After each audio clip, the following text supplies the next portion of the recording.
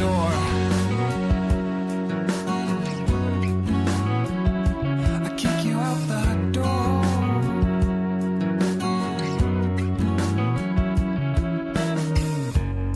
You think that using her would get to me, and if you're right then you're in trouble deep.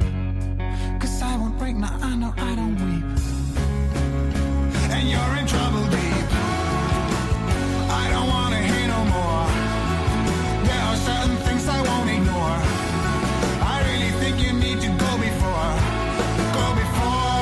I kick you out the door. I don't wanna hear no more. There are certain things I won't ignore. I really think you need to go before I kick you out the door.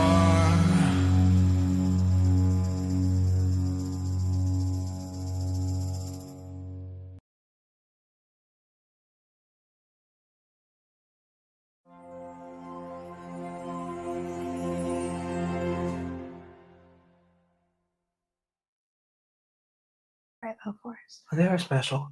Hey, everyone. Hello. Jen was just asking me what the crowns are. Some of you have crown. Where are the crowns?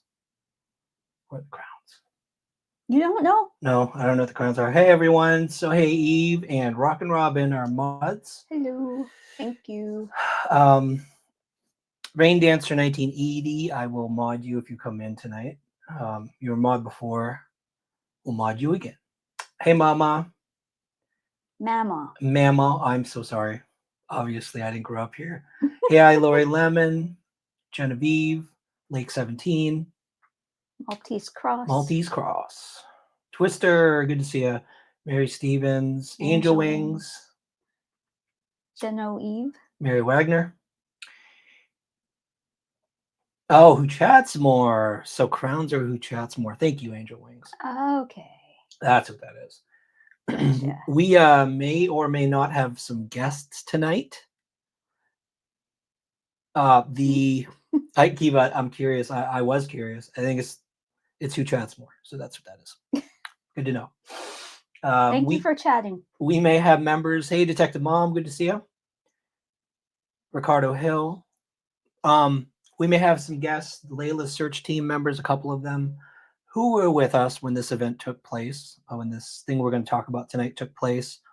I was not there. Yeah, a lot to tell. I got to tell you, I never feel like going live until we go live. Like, I'm tired every night. This gives me energy. Talking to you all gives me energy. So this is good. I've got my energy drink. Is that going to help you? At 8:30 at night? It'll probably make me fall asleep, knowing me. Man. Caffeine doesn't really do much. And another reason I didn't want to go live tonight is because we've been getting a lot of crap for scheduling this live. Threats. Oh, yeah.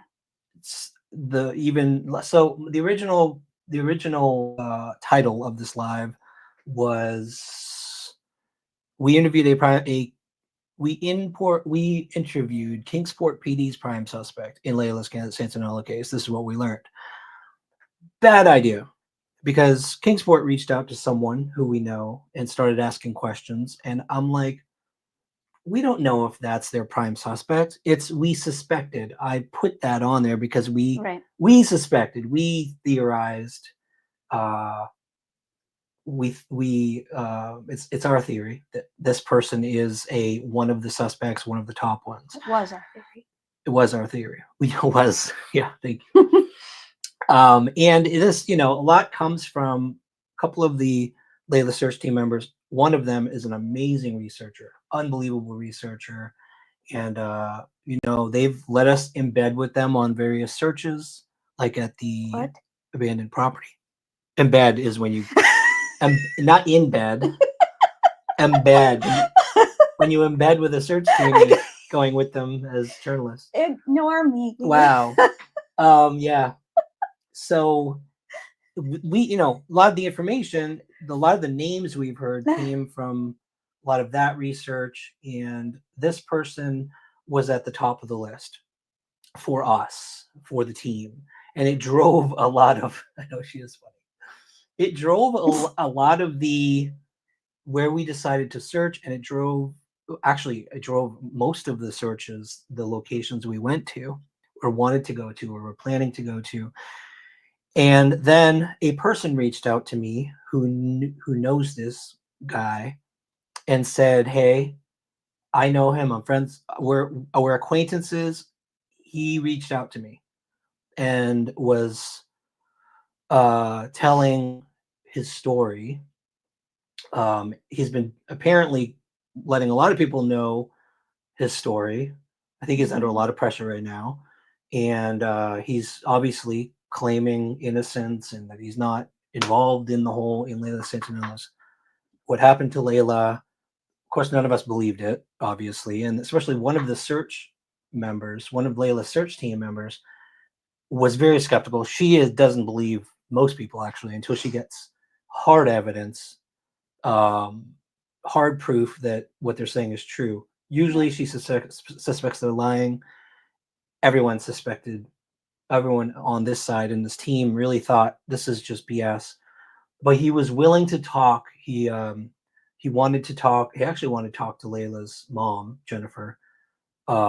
She decided not to. She was advised not to. Probably not a good idea for her to. Yeah.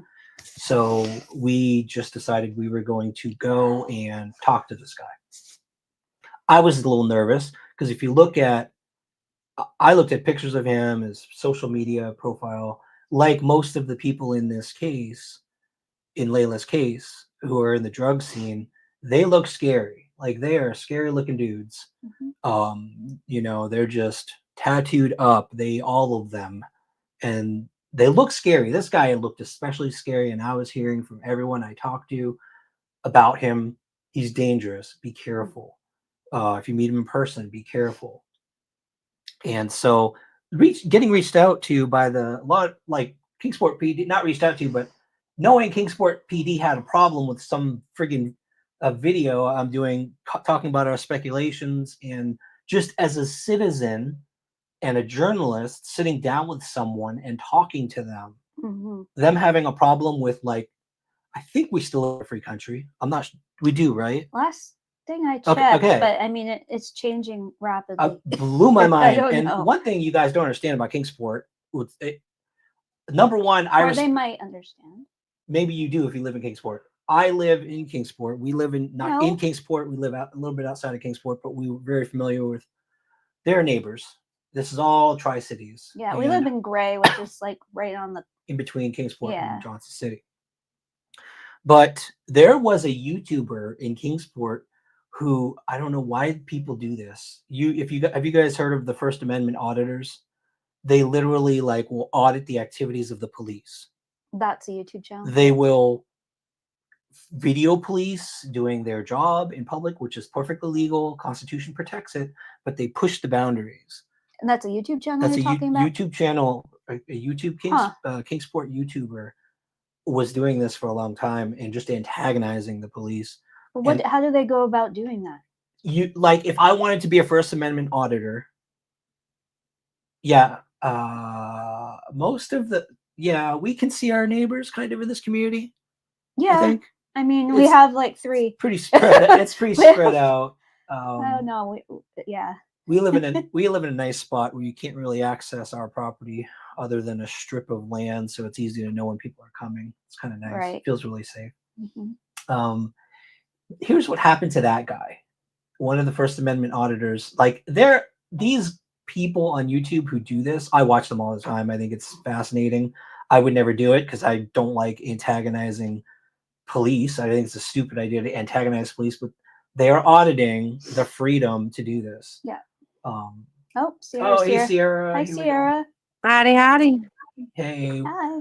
We're just talking about some background of Kingsport PD's treatment of YouTubers in the past.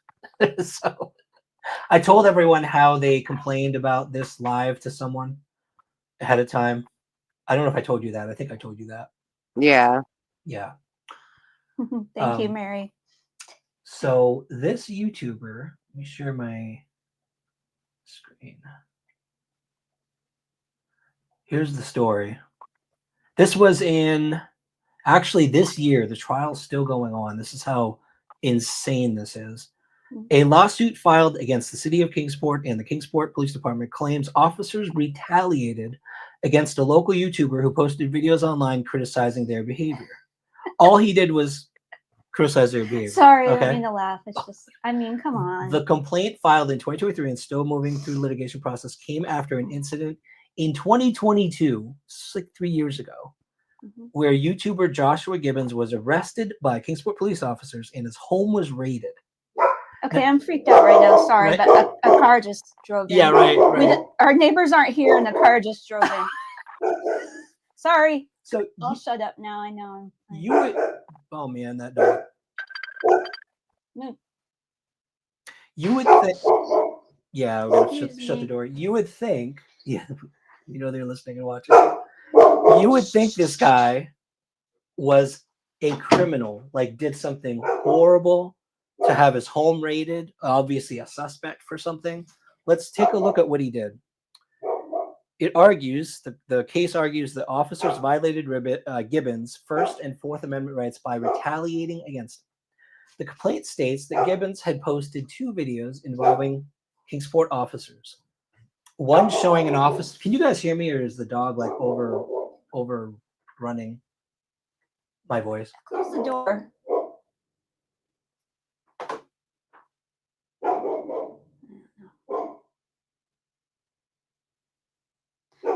Yeah, Mary Ouija board. I saw that last night. I'll show that video. That's crazy. Okay, good. You can't really. Okay.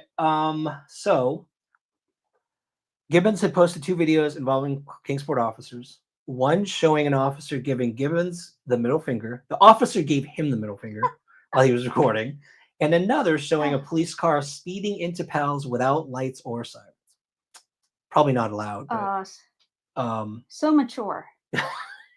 after the videos began circulating online, someone from the public filed a complaint about the officer's behavior. The complaint states that the Kingsport PD then scoured Gibbons' YouTube channel, hunting for some or any basis to arrest him. Oh my Like, gosh. how desperate do you have to be to get retaliation against someone? That's crazy. It's crazy. This is what we're dealing with. If Okay. you don't want YouTubers, So I mean, this is what YouTubers do. I'm sorry.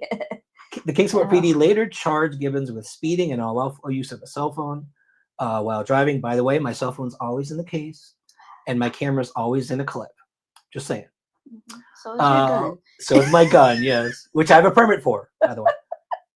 And I'm fingerprinted by the FBI for it, so I'm totally illegal. He was also charged with disorderly conduct based on his interactions with the officer, during which he confronted the officer about speeding into Pals. I believe that. I believe that some of these guys who do the First Amendment auditing stuff, they can get kind of belligerent, and they antagonize police. But still, they didn't have any right to retaliate. 8 officers. 8 officers. 8 officers. Oh, they're bored. Then they had nothing else to do apparently than work with a YouTuber on retaliation. 8 officers went to Gibbons' home at 5 a.m. the next day, where he was arrested and taken to jail, according to the complaint. For using a cell phone while driving and speeding. Yep. Oh the traffic charges were later dismissed, and Gibbons was convicted of just disorderly conduct in general court. Of course, he's disorderly conduct, and of course, he's appealing it because he's going to win that case, hands down. Oh my goodness. Gibbons is represented by the Foundation for Individual Rights and Expression. We believe the department violated Mr. Gibbons' constitutional rights. He said in a statement, it spent significant public resources, our tax money, to retaliate against him for embarrassing the department online, including sending in a team of officers to raid his home before dawn and going through 2 trials over a 30-second encounter. Wow. So anyway, obviously, because of this environment, you guys, if I hear that just us giving our opinion about something is like raising the ire of the Kingsport PD, I made it clear to the person they complained to, we're not naming who this person is.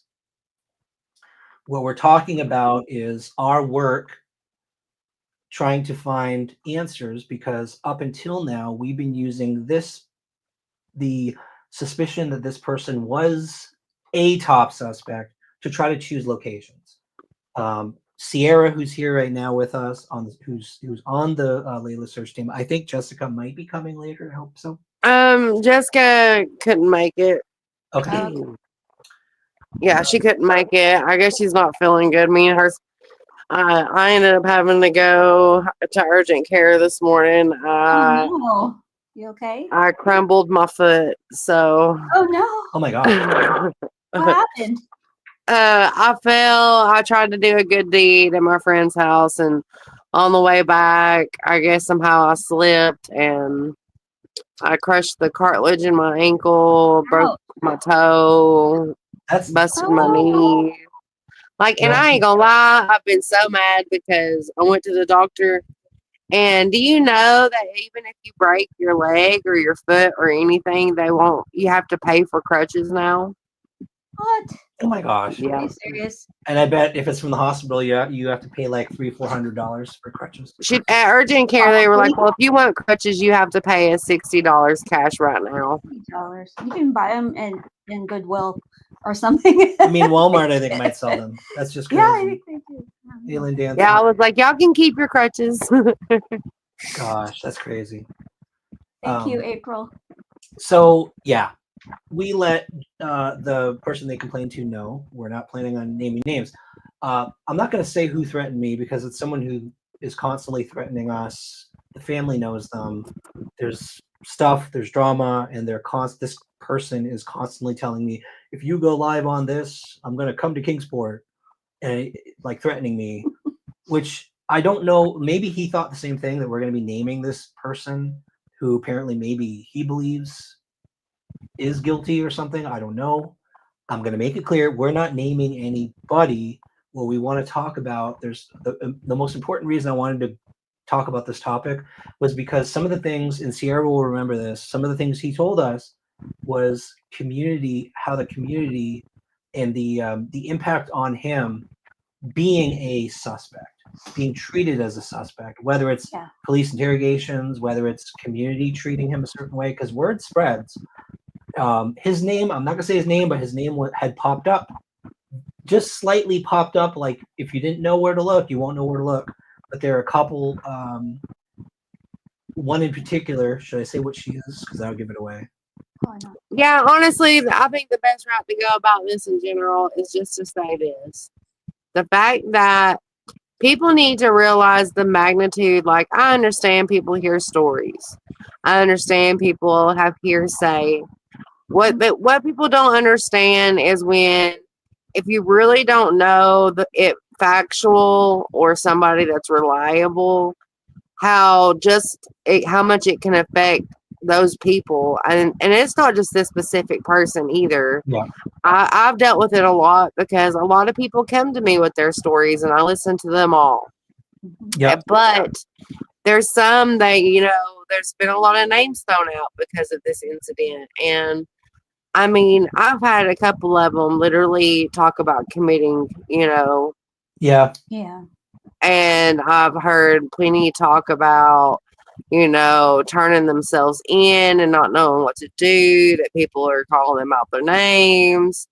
And I mean, it becomes a thing on the community because the community talks about it, whether they've got evidence or not. Yep. Right. And it really affects these people's mental and lives. And then it becomes, if it becomes where it's so much that the cops have to be involved, then it's the community and the police officers. And unfortunately, they do their jobs or whatever, but there's a lot of, unfortunately, bad people in a lot of places that shouldn't be there. Mm-hmm. Yeah. That's kind of happening everywhere, at all places, whether it's your food stamp office to your police departments to your hospitals. Yeah. But people really do need to realize how a story or just hearsay from somebody could really, really affect someone. Like, it almost took someone's life. And and when it came all out, it was just a girl mad because their relationship didn't work out. You Man, know, that's how like the Salem witch trial started. Yeah, no It was a kidding. girl telling on another girl. In a small town, it's worse. In a small town, like I grew up in a small town, and it was everybody knew everyone else's business, even when it wasn't in the newspaper or public. Everyone knew. And what happens in a small town like Kingsport is it might just be one person who happens to know for legitimate reasons tells their friend, "Hey, don't tell anyone this." And you know what happens? They tell their friend, "Hey, don't tell anyone this." mhm. They tell their friend, "Hey, don't tell anyone this." Next thing you know, like half the town knows Or they who's, think they know. or they think they know the information. So you're absolutely right. The next thing you know, it may not be hitting the news, it may not be public, but half the town is like looking at this person sideways when they're in their store, making comments, because that's a small town. That's how it works, and it does Yeah, like affect lives. you know, he knows I won't mention his name, but like my friend David, they've thrown his name out. He's been cleared, so you know he had to go through the ringer.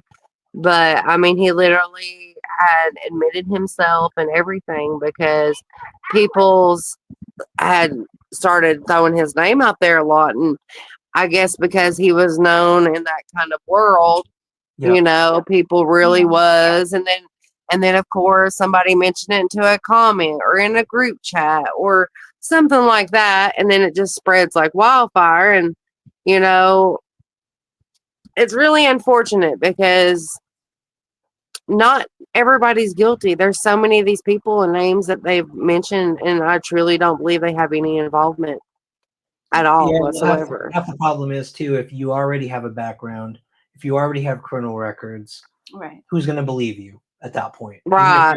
Who's going to believe you because you already have a record? So Especially if you're like, you know, with him at the time, he was, you know, hopping in hotels and battling addiction, you know, and he just got, Mhm. he went to rehab. I mean, luckily, the good thing out of all that is like, you know, because of how severe it got, it pushed him into wanting to get into rehab because he realized how much him living that lifestyle of how much it, Affected. you know, Yeah. even him not doing anything, it still crumbled him, you know? you know that's one amazing thing about this case. However horrible it is, what happened to Layla, and I was talking to Jennifer the other night because she is suffering, like because of we shared with her what we learned, and Yeah. she it we It's lost, hard. like, yeah, I could see you lost a lot of hope because that was where a lot of hopes were pinned on. I don't know if she 100% believes it, but it's affecting her. Like you can tell she's like kind of losing hope. And I told her, like, however horrible it is what happened to Layla, what happens to a lot of when someone passes in your life, you always ask, like, why? Why would God do this? Like, why? What purpose can this possibly serve?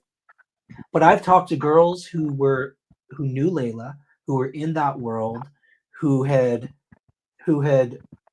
one girl lived on that property we searched, lived up on the hill on that platform we found. She was there with her boyfriend. They lived there for a while. Like, they lived in that world, and she sobered up. And I've talked to at least 3 other girls who knew Layla, saw what happened, and they've sobered up too. And I think it's inspired a lot of girls to get the hell out of that world because of how dangerous it is. I hope so. Well, I will say too, like for instance, I partnered up, and because of Layla's situation, we've started up a Layla's Hope organization. Mhm. And I've been trying to get that, like, it's already been started, but we're trying to get it to go nationwide because, like, a lot of places will help with immediate needs, like, you know, a shower or to wash clothes or to, you know, feed them. But there's not a lot of resource places that, like, are willing to help people to get through addiction and to deal with their mental and get them into free resources for those things because, you know, it's hard. It's hard, especially when you're not in the right mental state. And we had to make a new TikTok page, but Layla's Hope's a really good thing, and if we can really get like support and get the community backing, it can make a huge impact and change. Like we've got a grief thing a grief thing, events like that. Wow. I'm a super, super happy about stuff like that because when I was orphaned at 14, they put me in a program like that. And at first I was like, nah. That ended up being one of those memories that literally held on to me for the rest of my days. Yeah, that can you know, change. That can change a kid's and life. Sure. yeah, and it's for young adults.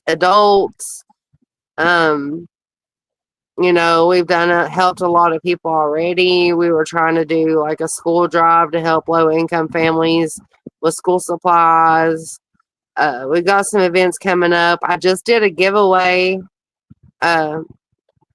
just yesterday. So there's going to be giveaways too. I think I shared it, but at the last minute, so I'm not sure we helped much. But yeah, y'all got in there. Yeah, y'all got in there, but so yeah, anybody who wants to visit that Facebook page, share it. If you haven't heard about Layla's Hope, please share that far and wide. They're doing a lot of good. They provide resources, support, and connection to missing, runaway, and homeless young adults. So definitely worth supporting.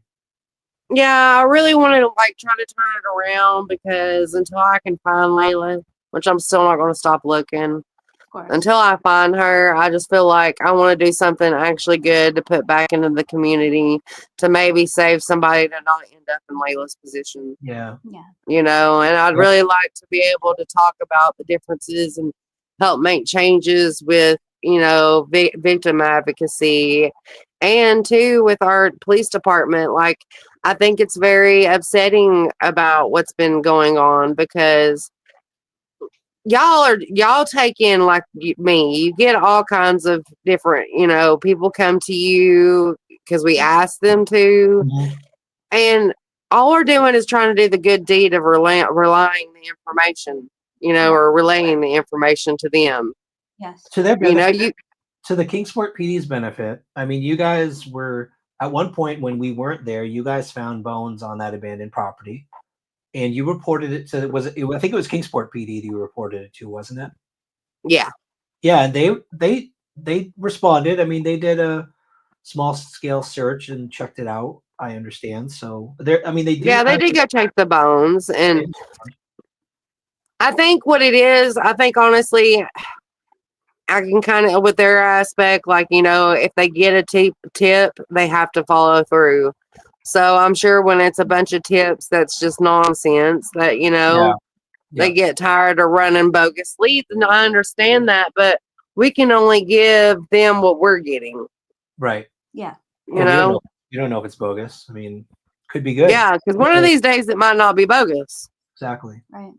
So I did want to share people, and thank you for being here because you're a witness. I didn't record anything, and I'll explain why, but you were there, so you can confirm that I'm not lying, that this actually happened.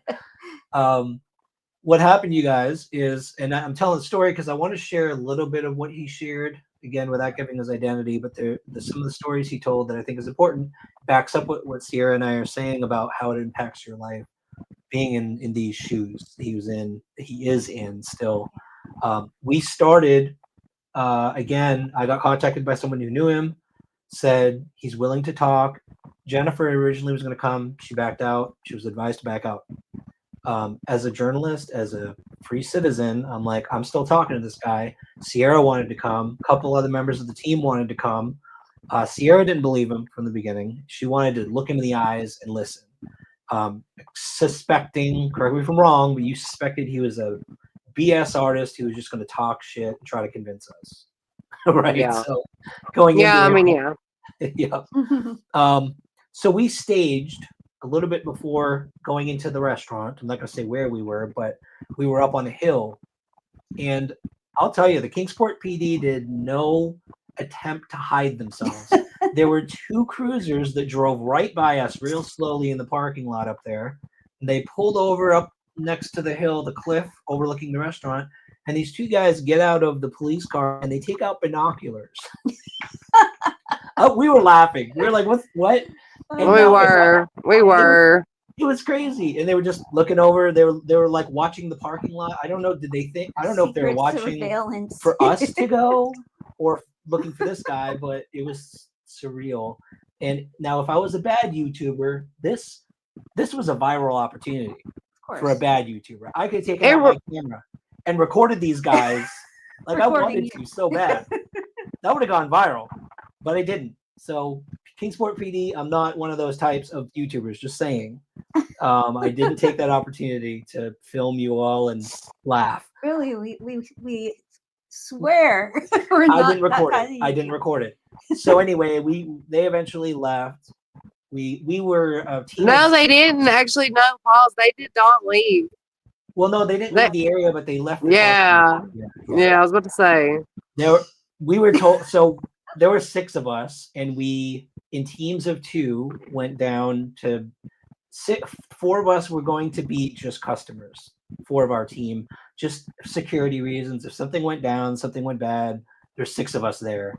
So 2 at a time, we went in. A couple went in, sat in the corner. A couple went in, sat in the other corner.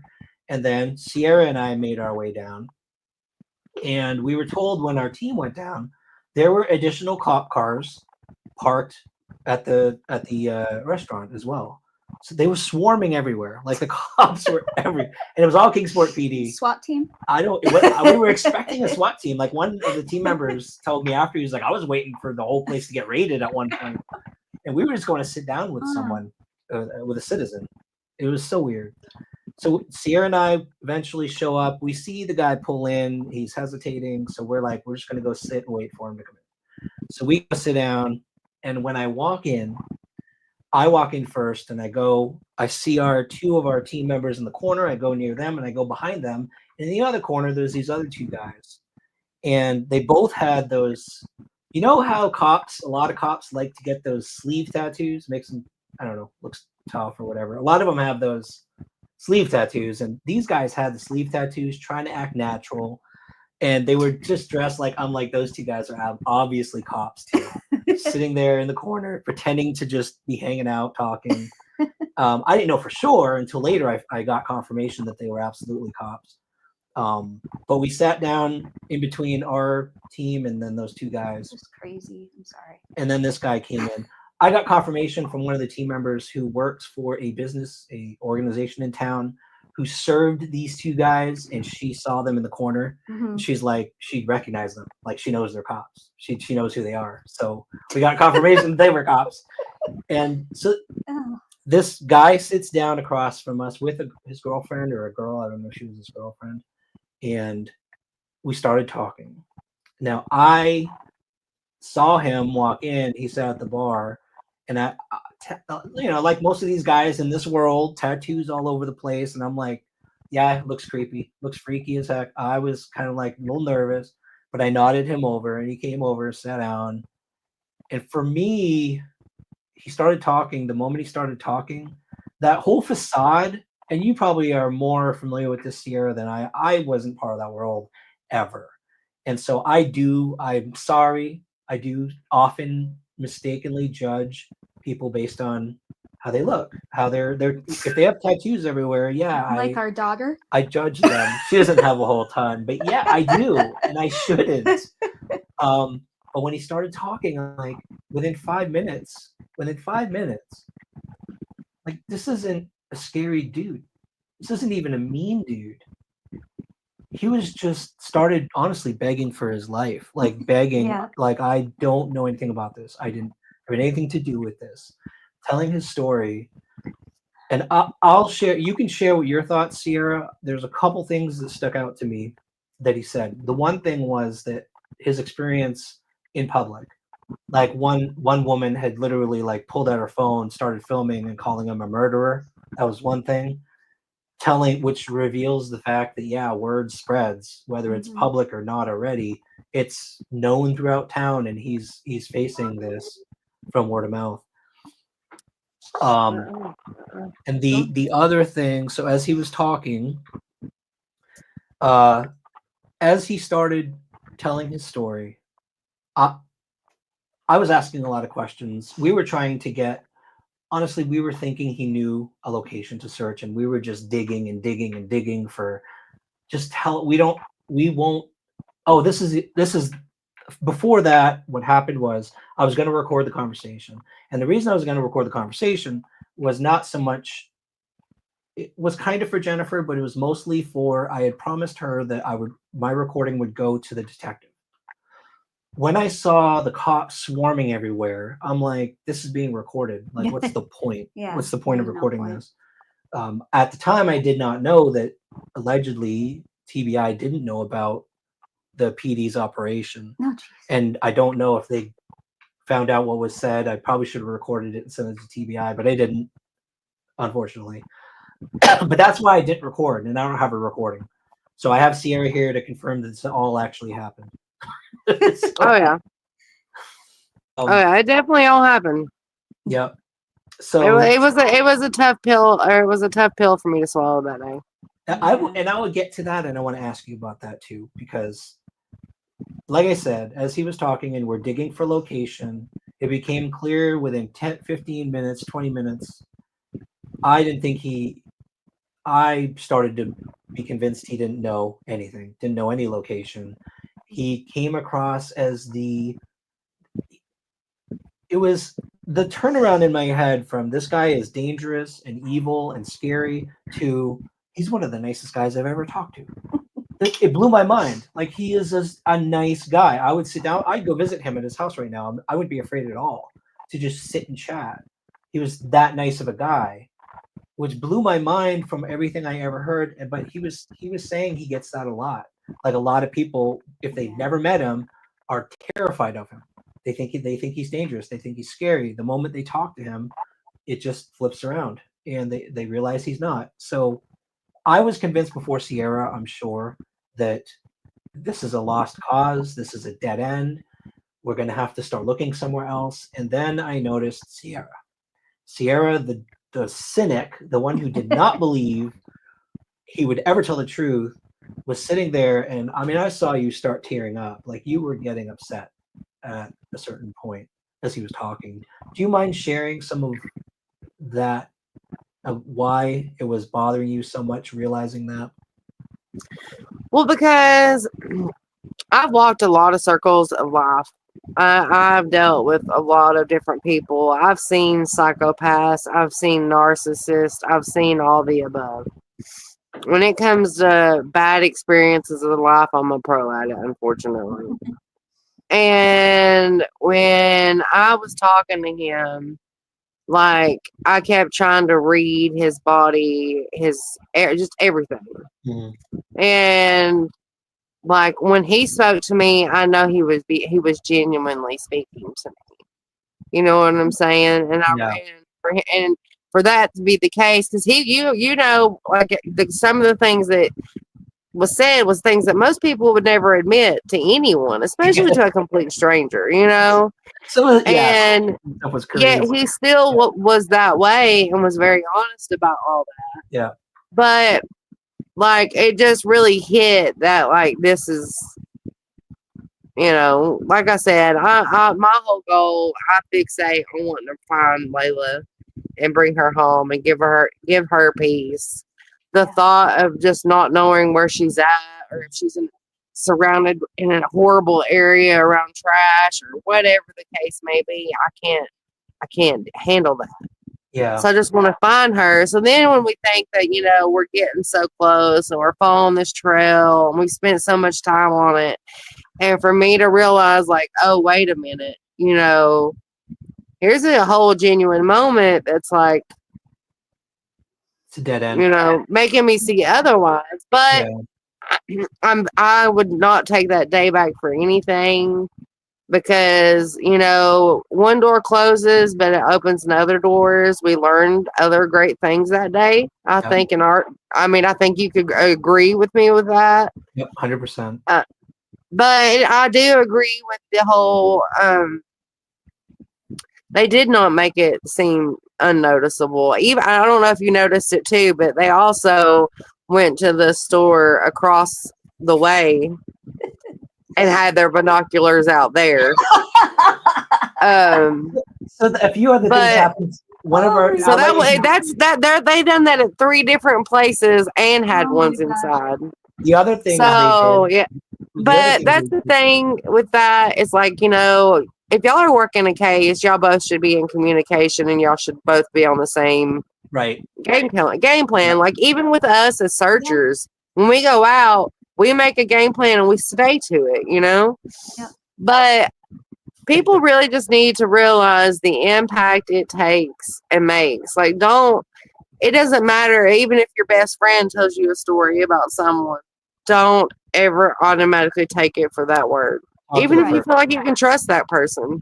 Yeah. Because it really can affect their lives. And I feel like the police need to do better. But honestly, they should be thanking us. They should be thanking us. I mean, we do a lot of work that they can't do, and they know they can't do it, and it's understandable, but well, at least be appreciative. Use their toys. All their toys. She means for the searching, and I mean, I know they probably were annoyed that we were interviewing this guy who they had interviewed. They were on top of. Obviously, it doesn't make sense, though, in my opinion, because why would you be annoyed if they really wanted to talk to somebody, right? And he wasn't willing to talk to them, wouldn't they be satisfied with him talking to anybody? Yeah, nobody. I don't know why it bothered them so much. I don't know why they had to go spend 8 officers, if not more. They had an officer at the bar. He was obviously a detective. He had a huge phone on the side of him. One of our team members said he saw a woman walk in and sit at the bar for a little bit, and then she walked out and she's talking on her watch, like female James Bond or something. My gosh. And she went across the road too, and I think had taken off binoculars. Our team members were actually followed home by one of the cruisers. Followed partially home as they left. They were followed. Yeah, I remember that. Yep, they had their picture. Apparently, I didn't see this because I wasn't paying attention to all the cops around, but apparently they had taken pictures outside as people were coming out, as these team members were coming out. The cops are there taking pictures of people. Oh my goodness. It's like, what? We're private citizens having a conversation with another private citizen. Like, what in the world is the big deal? It seemed like a waste of I would think that they would be tickled pink if it was me, but I mean, they would be like, thank God. I could see them maybe wanting to have somebody in there so that they get it on record just in case we didn't or something. But I get that. Yeah. But to feel any other type of way, that's insanity. Honestly, it just shows you. Well, it tells me where they like at, and it's insane. Yeah. I was glad to see I was actually glad to see the guys in the corner because I was feeling a lot of pressure to not miss anything. If he said something important that had to go to the detective, I felt a lot of pressure. And just seeing all the police around, seeing the binoculars, seeing those 2 guys who I suspected I'm like, well, I don't have to worry about it now. They're going to hear everything. True. They're obviously recording. So we could just relax and actually have a conversation. And it felt more natural. I think he shared more because he felt like I didn't have something recording. Right. You know what I mean? It just felt natural. Do you think he knew all the cops were there? I'm sure he suspected it. Yeah. I'm pretty sure he suspected it. I was about to say, I don't know how he could miss it. I don't know how anybody could have missed that, honestly. It was pretty intense. Even the receipts we got, like, this is a little conspiracy. I don't know if I believe it, and I didn't look at my receipt, but the other team members said they looked at their receipt and the name didn't match the server's name tag. Oh, so, I heard about that. Yeah. So, I did hear that. Fake servers working in there or something. Like, it was a whole. Did they do a good job? It's a whole operation. No, they took forever to take our order, actually. So maybe they were fake servers. Oh, you didn't give them a good tip? I gave them a really good tip. So you're welcome.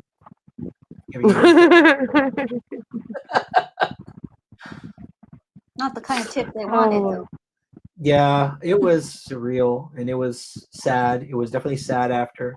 There was a lot of crying in the parking lot after. A lot of people on the team were really upset because this has been 2 years invested in searching. Yeah, I don't usually try to be that type of person in front of people, but I broke. Yeah. Yeah. And I mean, I'm still honestly hurt. I mean, not really hurt by it, but like still like processing in it, you Yeah. know? Kind of threw you for a loop because that's not what you were expecting. Yeah. And, you know, I really feel it in my heart. I mean, I could be wrong, but I'm pretty good when it comes to instincts and reading people. And I just I don't think he lied. What's I the don't. if you don't mind sharing? I mean, you talked to the other folks on the team. I know how Jennifer feels, so we don't really have to talk about Jennifer. But the other members of the team, are they leaning in the direction you have landed on too, or is it mixed? I haven't Yeah, we talked. all agreed that day. We all Really? agreed that day. And then Mhm. the name that did get mentioned, that name really has opened that door. So, I mean, yeah, I think everybody's kind of, and I can understand why it's hard for Jen. You know, even if she didn't have the same experience as me, you know, when we feel like we just know, or, you know, or we feel like we're Yeah. that close. Yeah. But I mean, in hindsight, it makes a lot of sense to the ones us in the background that knows what's what, you know. Yep. But That is one reason I felt bad for not recording, even though the detective probably heard everything. Jennifer didn't, and I'm beating myself up now because I feel like if she could have been sitting beside you and looking him in the eyes and talking, hearing him, at least hearing the recording, like that might have helped, but she didn't get that. She was kind of, I feel like she was robbed from that experience. She didn't get to get the big. I don't think that at all. I don't think No. she felt robbed from that experience because she could have went any second, you know. Yeah. I think honestly that was a more of a she didn't want to for multiple reasons because it's still nothing's official. Nothing will ever be official until we find Layla. Right. True. And you know, there's a lot of outlooks on that, and you know, it is getting hard emotionally, and you know, you got to kind of go through that grieving part, then the denial part, and it's kind of a repeat constantly. So I don't really think that even if she heard the recording, it would help because Really? if you would have to see his sincerity. You know what I mean? You would have had to seen the That's true. face, the features, like what I seen. And that's what brought me to tears was because it was like when he was talking to me, that's why I paused and I was like, well, like I know you're not lying to me right now. And I think that was the hard part for me to swallow. And that's why I started to get a little choked up because it was like I was wishing he was lying to me. I was waiting for that eye to twitch or that word to stumble Something, yeah. or Mhm. anything, Yep. and I hit nothing. Not a single extra drop of sweat. Nothing. I Rock and Robin. I feel like I agree with Sierra. I think if she was sitting there looking him in the face like he originally wanted, I think it would. I think, well, not in a good way though. Like, unfortunately for Jennifer, there's no win-win. Yeah. She didn't get that experience, so now she has to try to process like, great, my team thinks this guy is innocent. What's like Now what? now what? There's no answers. And if she had been sitting there listening and being convinced herself, I think she'd be in the same spot. She would be grieving just like Sierra and the rest of the team are, because it's like, great, now what? Right. So I don't know. It would have been maybe a quicker acceptance that maybe someone else did this. There's a different group, there's a different person, and it's a different direction. But it is like Sierra said, it's starting all over, you know. It's starting all Yeah, over. I mean, it's like a constant battle there. And I mean, unless she was there, and I don't think she could have handled being there. And, Yeah, that's a good point too. True. That's what I was thinking. you know, I think there's just multiple factors there. But I mean, who wants to deal with or live with this kind of experience? You know, even me, Layla was like my sister, but you know, I'm not her mother. I didn't, I didn't bring her here. I know how it feels for me, so I don't even want to imagine. And I mean, I've buried everybody in my family. There's nothing I haven't lost besides my kid. And then I don't know how I could bear it. I was talking to Jennifer about that because she was explaining how it's just she couldn't explain the difference. Like we were talking about, she seems to be going through a grieving process, and I was kind of understand because I lost a sister when she was 29, and I had to go through the grieving process, and it takes like it's immediate pain, and then the next year it's like a little less pain, and it changes over time there's always that gap, there's always a hole in your heart, but it fills in with when you think of the person after a while, you're not always crying, like you actually have love and good feelings. But I admitted to her, I'm like, I know that it's different for her because when your child, there's no, when does the grieving start? When does the grieving start? Like she doesn't have any answers. So at what point can she start to grieve? And it's like, well, that's why I say that's the hard part right there. That's what makes it what it is the fact that she don't get the closure that she deserves, or anybody gets closure. Right. Not many people know this, and I know it's not like having a kid and surviving for a year or whatever. But I lost a child. I lost my first child within 2 days after it being born. And sorry. I mean, that was a very hard thing, but I know it's still not in the same kind of extreme, it's that gap. But there's just no pain like that, and I understand. But it's different when and you get to say goodbye, even if it's in a tragic, quick way, like accident or something like that. You still have that, you get to visualize that they're gone. You get to visualize, when they get lowered or when they're put in that vase. And she doesn't get that, so it's like a constant, And then you always, of course, as us as people, we tend to think negatively. But we also are always searching for that positive. And in her positive, the only thing you can think is that, like, oh, well, there's still hope and there's still a chance Layla's out there. That's a constant glimmer of hope, yes. That there's always that balance. And it kind of takes you back around and around and around into like a vicious cycle. And the one thing people don't know about the search team, however deep and horrible the pain Jennifer's going through, which can't be overstated. I think almost every single member of the search team, I know Sierra and I know at least one other, knew Layla, were close to Layla.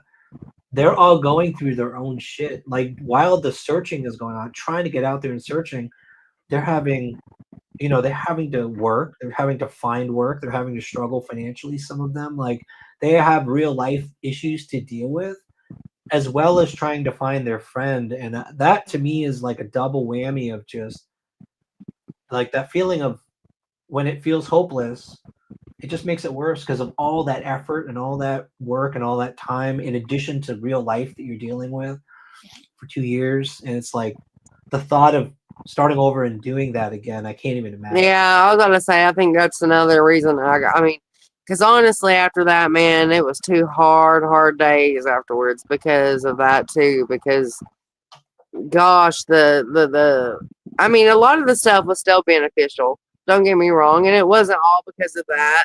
But it's hard to stomach that all this and this person got in this situation, and we done this and this and this, and what if it was all for nothing while the actual other person's just giggling and smirking, because there's somebody out here that knows something. Yeah. And unfortunately, I don't think no matter how high the reward is, they're not going to talk.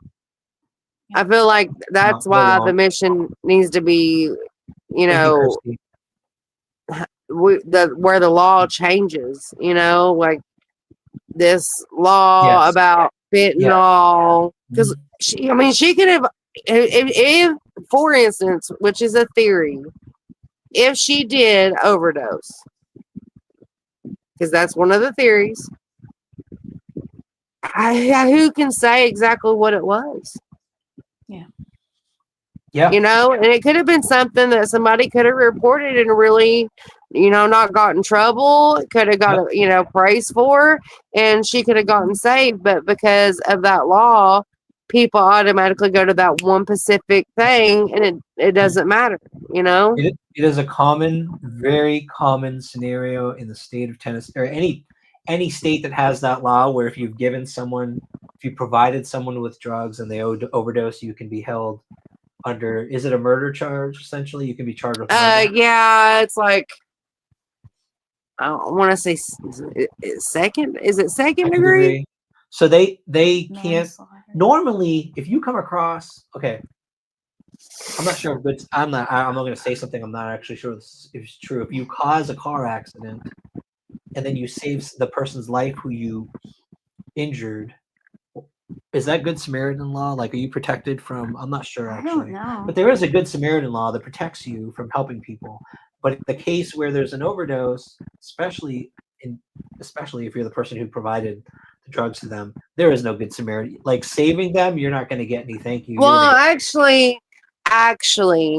with the Good Samaritan law, even if the person is, say for instance, if somebody overdosed on cocaine or heroin, if they actually overdosed on that, even if they were the ones that supplied it, as long as they got that person help, they could not be charged.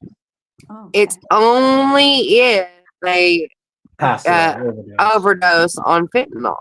Oh my gosh. Oh, just fentanyl. It's only So that's fentanyl. why I'm saying, like, there's so many people out there that could, leave people laying because they're not sure what they're OD'd on, and that the first thing they're going to think is fentanyl. Yeah, Mhm. that That's how deadly it is. It's even more ridiculous than I thought it was. That's just crazy. Yeah, well, We fentanyl's should get to these two comments. Hold on a another second. level. So I think these are the same question. Both Robins asked. Real Rock and Robin asked, "Do you have an idea of direction?" This Robin asked, "Did the interview reveal any helpful information?" I believe it did. Yeah, we can't share specific details. Yeah. I can think of a few things that he said that were helpful. I think Sierra, probably knowing her, picked up on more. Yeah, I picked up on a very lot, and it definitely is insightful to maybe new possibilities and new directions to take, especially once I started doing my homework, like I know I normally do. Yep. But like I said, it's all on my own time, and nothing's for sure.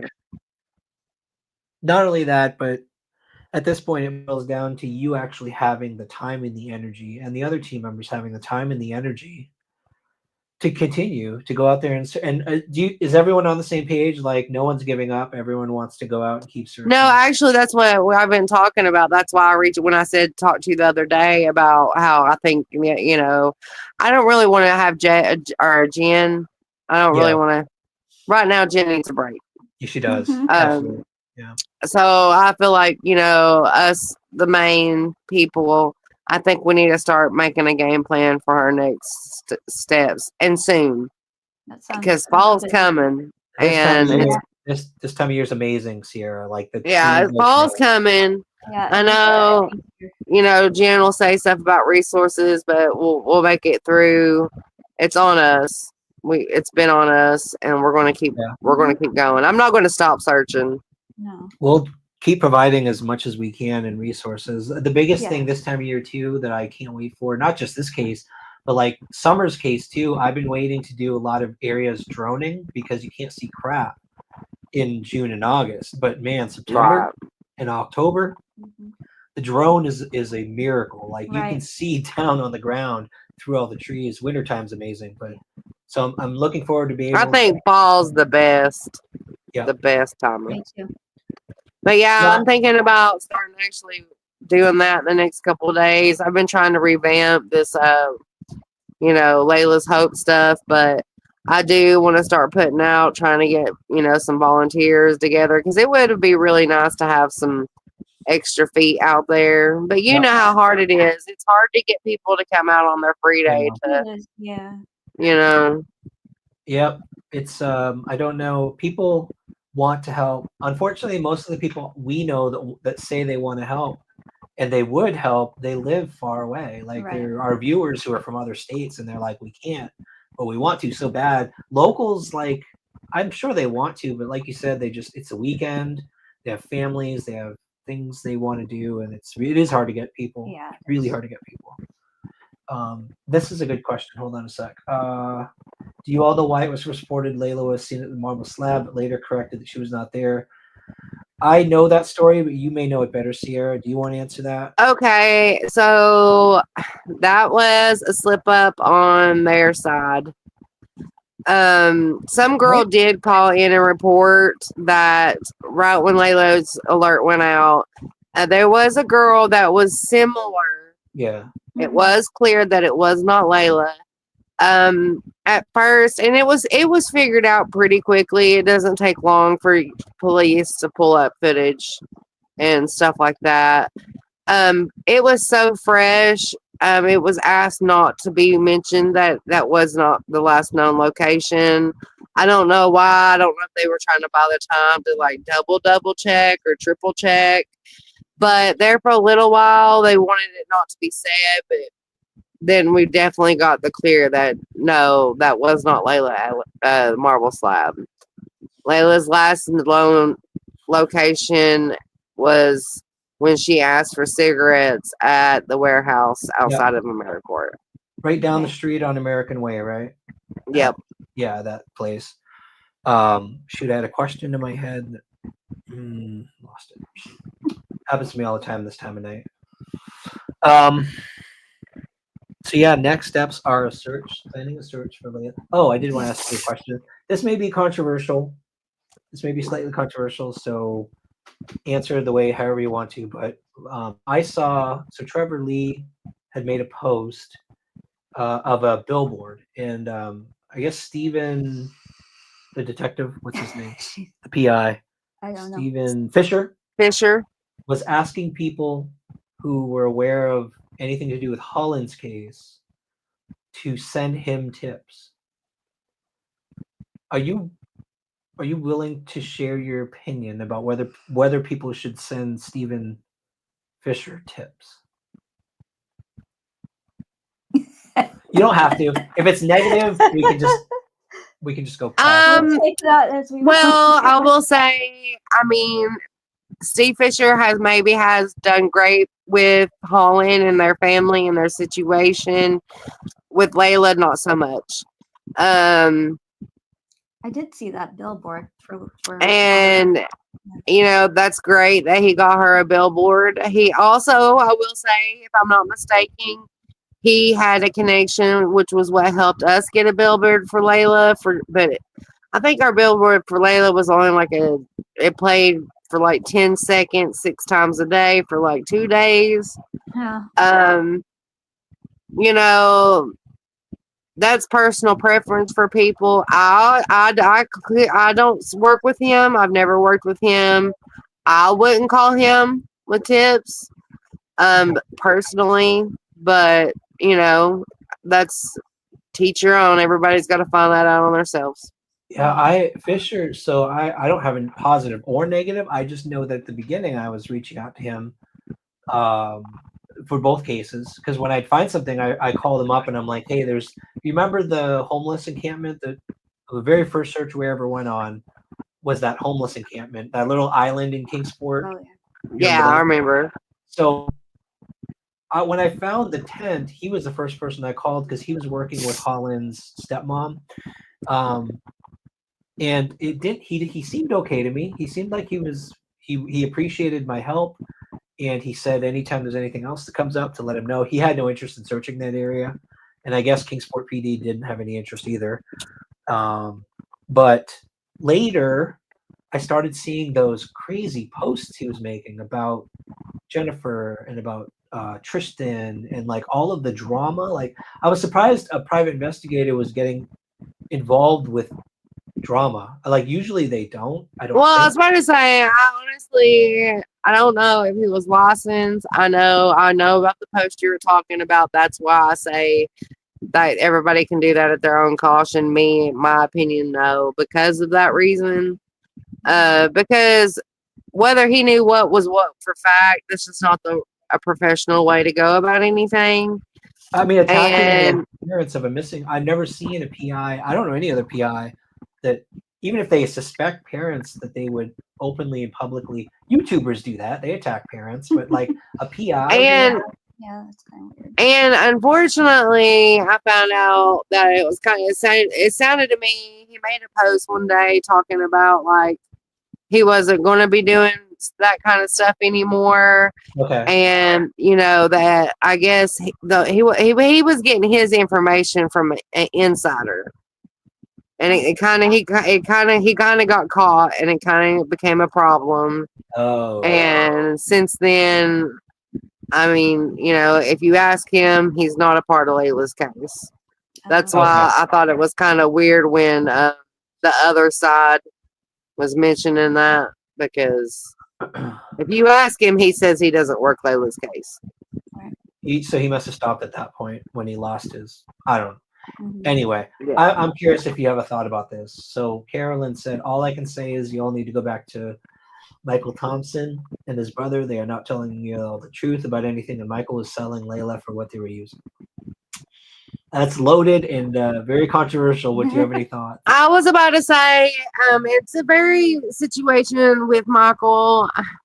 I know that everybody feels a certain way about Michael, but everybody also, this is the same thing as we were talking about. Yes, it is. That's Michael, right now, Michael's been cleared, and there's Yep. nothing that we can do to change that. As people, if the detectives and the cops have cleared him and says he's not a suspect, what are we supposed to do?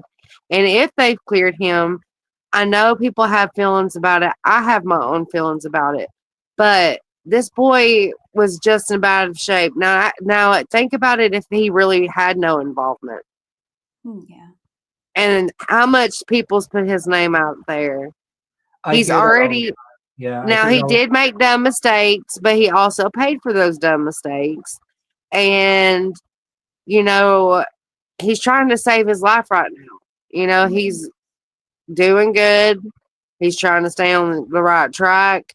And I'm surprised he's lasted this long because of how, you know, his name is one of the biggest names put out there. Everybody, you know, says something about him.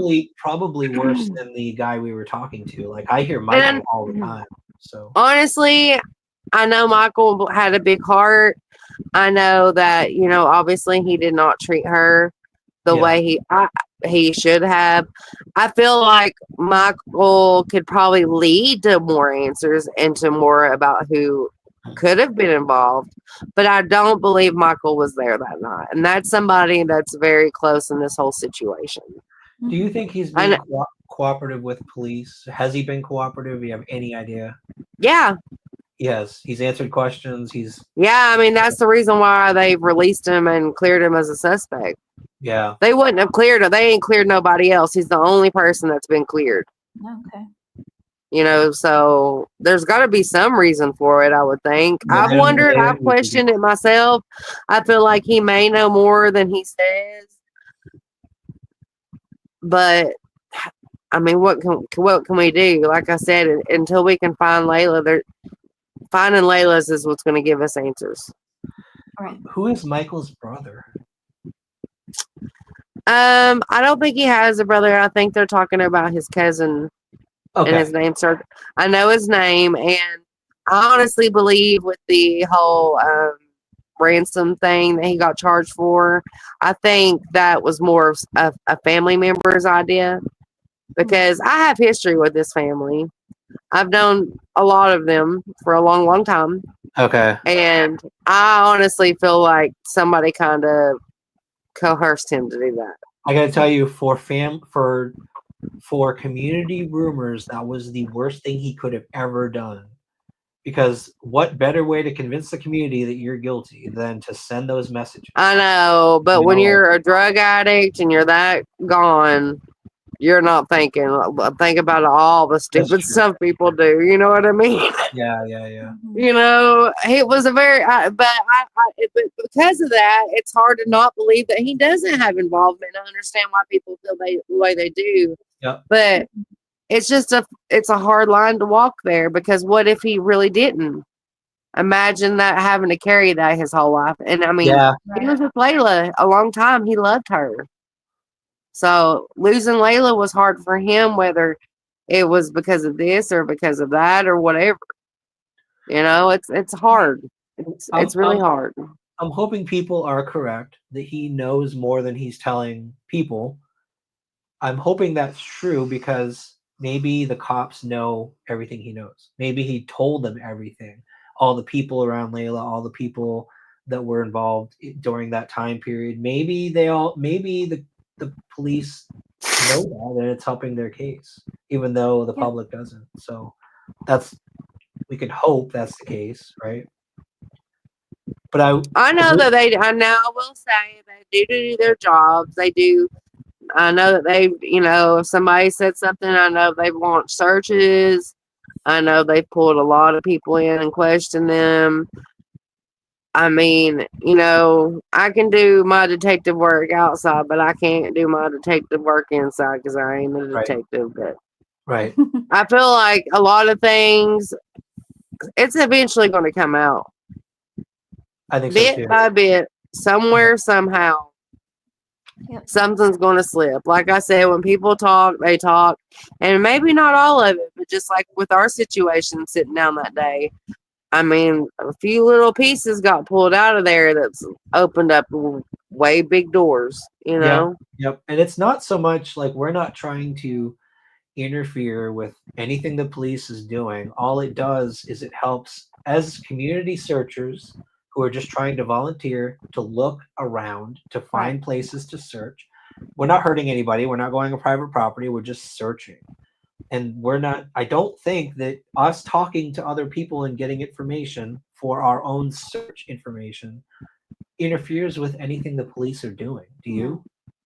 No, I think I agree. I feel like, because they have been supportive in a lot of things, but I don't understand why that situation. But I feel like, if anything, they should really be supportive of us and thankful because, I mean, like I said, we're out there doing what they can. They have to have certain circumstances to do what we do, and we go out full out, and anything we do notice, we turn in, and that's the whole point of a tip line. And that's why I say I felt like it was wrong of what was said about you, because of the fact that, like, literally you're doing what a good citizen and good human being would do.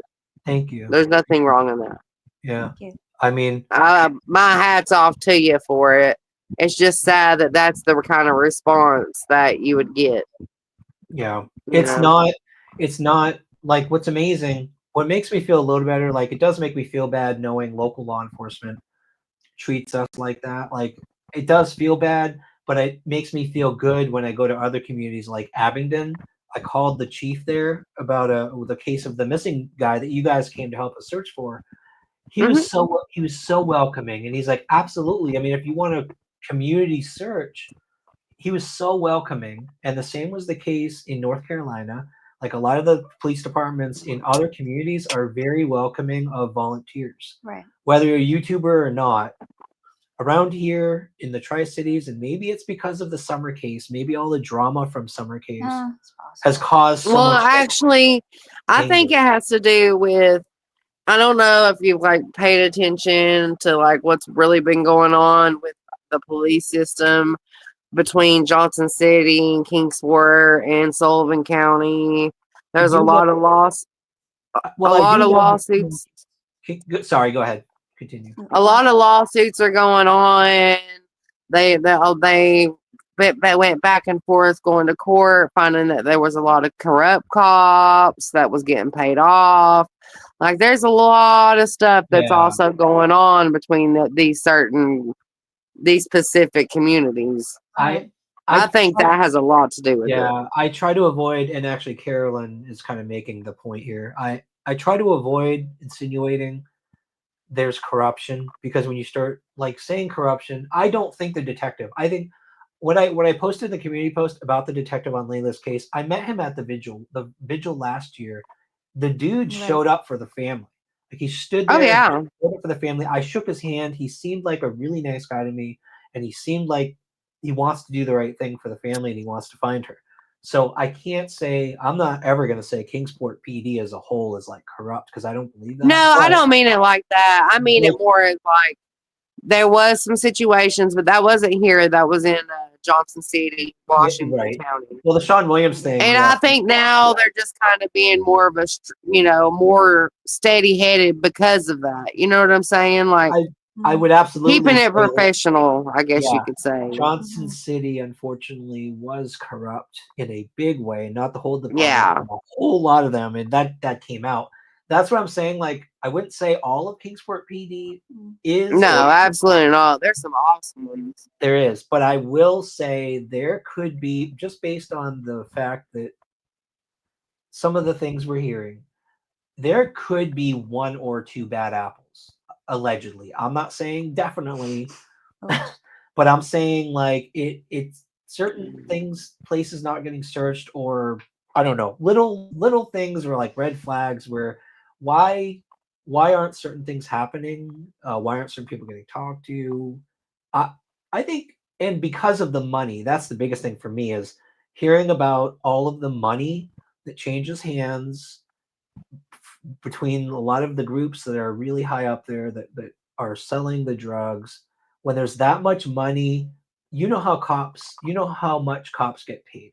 Was it like less than teachers? I've heard it's less than teachers. Yeah, I've heard that too.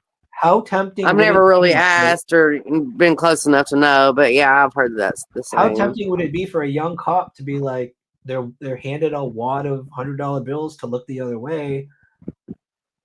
Who knows?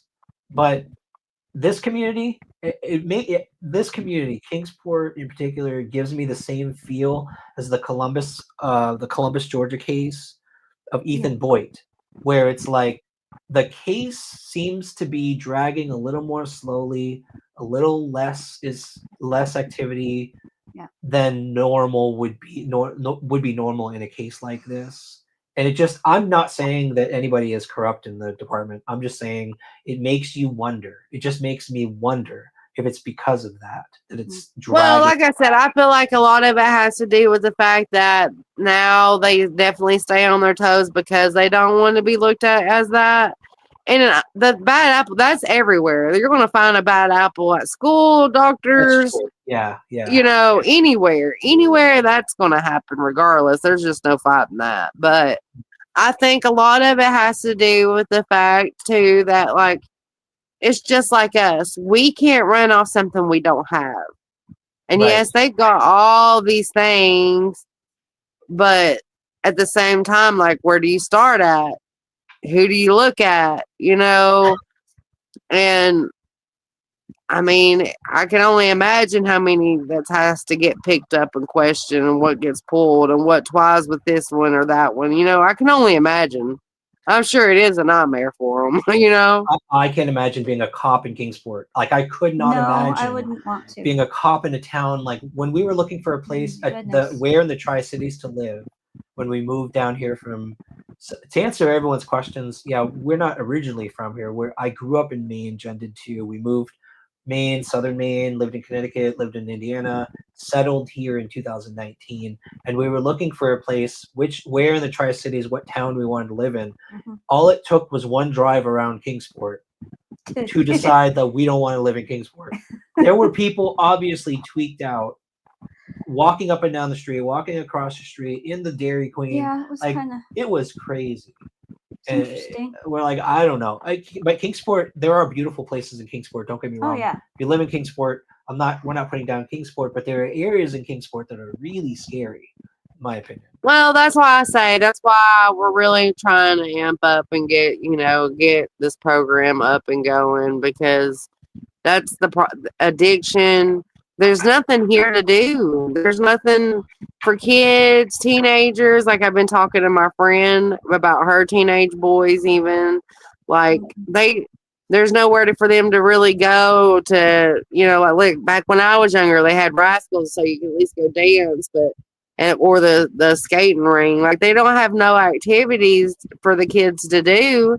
And the drugs have just gotten out of hand. Yes, I agree with you. In any city, if the kids have nothing else to do, they're going to get in trouble. Oh, yeah. But It's bigger than that. Like Kingsport, Oh yeah. there are so many drugs getting funneled into Kingsport. There's something going on. There's something bigger that brings in this much fentanyl, this much meth, and it's like this whole area is just doused in drugs. It's almost like, is this like a pipeline from Mexico or something? Well, Like then that's another thing I kind of wonder that maybe kind of like slows them down a little bit because, like, yes, to them, Layla was an addict. Yes, they know there's people fighting for her. They know she's missing. But I know that every day they're also fighting to, they're also having a fight to try to stop and figure out where all this is coming from so that there's not all these bodies dropping and people, having the same situation. That's why I was going to say I would not. That's why I wouldn't want to be a cop in Kingsport, because to deal with a problem this big, for me, to be a cop in a town like that seems overwhelming and scary. Actually, to be a cop in a town like that, where you've got these rings, you've got supposedly dangerous people running these drugs, and you've got to be a cop and you've got to police these people and these groups, and it's like I don't know how they do it. But at the same time, I'm gonna say something. I hope it doesn't tick people off, because I also heard there's between Sullivan County. I heard, and this is alleged because I haven't confirmed myself. Someone who knows folks in Sullivan County Sheriff's Office, that they've offered to help Kingsport with the drug situation. I've heard there were offers made to help them out, and guess what Kingsport responded with? No. No. They said no. They don't want help. They don't want help. And I'm gonna pause because I'm seeing this comment down there. Do y'all see it? yeah, that's the one I put up there. I wanted you to respond to it. Okay. The clues, the new clue. Yeah. Have you heard anything about that? No, because that just got my curiosity piqued. Another Tequila Sunrise doesn't know anymore, just that there was a clue turned in. I don't know how they would know, but that's interesting. Unless they maybe know the person who turned it in. I hope so. I hope so. So for me, that comment I just made, it comes down to like one thing I did notice about police departments in the South, and I'm not saying anything too negative. It's just that there's more of a ego as far as, this is our town, we can handle it. We're fine. We can handle it. Sometimes I've heard similar stuff too. I've heard the same. Sometimes it's okay. Maybe not that, but something kind of similar to that. Like, this was so and so's not happy with this side, or I've heard that stuff a few times. But like I said, I'm not in the department. I don't know what the ins and outs. But and I do know that they do their job. A lot of people will be like, well, are they even doing anything? Are they even looking? And I'm going to answer that for them. Yes, they absolutely are. They are. They're not. They're continuously trying to solve this. It wasn't that long ago they did that 5 mines, 5 caves area. That search they did. That wasn't that long ago. That was a pretty good sized search too. I think they even used dogs. So yeah, they used everything on that one. They brought in out of state and everything for that. So they definitely are doing their job. It's just, they've got to understand that some of us, I stopped when I tried to make in turn it into a tip. When I contacted the tip line, the woman was like, well, just put it in an email and send it. Well, I'm sorry. What all I had to say couldn't go in an email. Yeah. And their tip line doesn't work. I use the tip line one time and it doesn't work. It doesn't get to them. So I've turned myself into the tip line and do my own research. Yeah. But it's just a shame that was the response, because like I said, everything you do out of the kindness of your heart. You're in it for all the right reasons, like, me and everyone else. Yeah. And, it's just hard to get crap for what we're doing on top of. Yeah, I know. Well, it's already a crappy situation as it is. They're like, these people aren't detectives. Stop being armchair detectives. And it's not like that. We truly care about, and you care about obviously you knew Layla, so that's what drives you. And we just care about people. We care about Jennifer. We care about Layla, and we want Layla and Holland to get found. And they can, people can. Unfortunately, the YouTube community is filled with grifters who will only post videos, most of them just talking about a case or creating drama or fighting with each other to generate the views. Which Yeah. I don't even like. This is nice. We're covering information that's, I think, helpful about the case and for the community. Just information for the community to understand like the impact of information and the impact of who the suspects are, that the community thinks the suspects are. I prefer spending time with you guys, pounding the ground, looking, and just that's the part that I think is the most helpful, because you never know. Like hunters stumble across missing people. Hmm. I mean, people Yeah. just hiking stumble across missing people. So it's you're playing the odds. Like the more you're out there, the more you could come across something and actually Yeah, help. that's why I really want to get back out to searching, because yes, I do a lot of research on my phone. I definitely do a lot of like, stuff like that, and posting, trying to get volunteers, this, that, and the other. But boy, how I would love to just be able to stand and go and clear out location all day, every day. Right? It's just really hard with, 2 or 3, maybe 4 people to clear out a location like that, because I mean it's a small town, but at the same time there's a lot of rocks, a lot of cliffs, a lot of mountains. Yeah. We live in the mountains of Tennessee. Come on now, What's crazy is there was one view. I went on a trail. I think it was a summer search, and I was taking the drone to show people the trail. This was near Warriors Path State Park, the Warriors Path area. There was like this tiny little trail out there, and this is in Kingsport. And you take the drone up and you just scan the horizon around the city. It's like mostly forest. It's mostly Oh mountain yeah. with scattered Oh yeah. communities. Like people, I don't think people who aren't from here realize how vast and how thick the mountains are in Tri-Cities. In this Oh area. yeah, that's what I say too, because like a lot of people, and it's not me trying to be rude or anything, but like, because I know people, a lot of people that are invested are not from here. Yeah. And that's why a lot of times I try to take pictures and videos of some of the stuff. At first I didn't ever take pictures of nothing, because I had one intention, and that was to stare at the ground. Yeah. But then I started actually taking videos and doing stuff and documenting, just so that I could remember exactly what locations I have searched, because I've searched so many locations, it's Yeah. easy to forget one, Mhm. and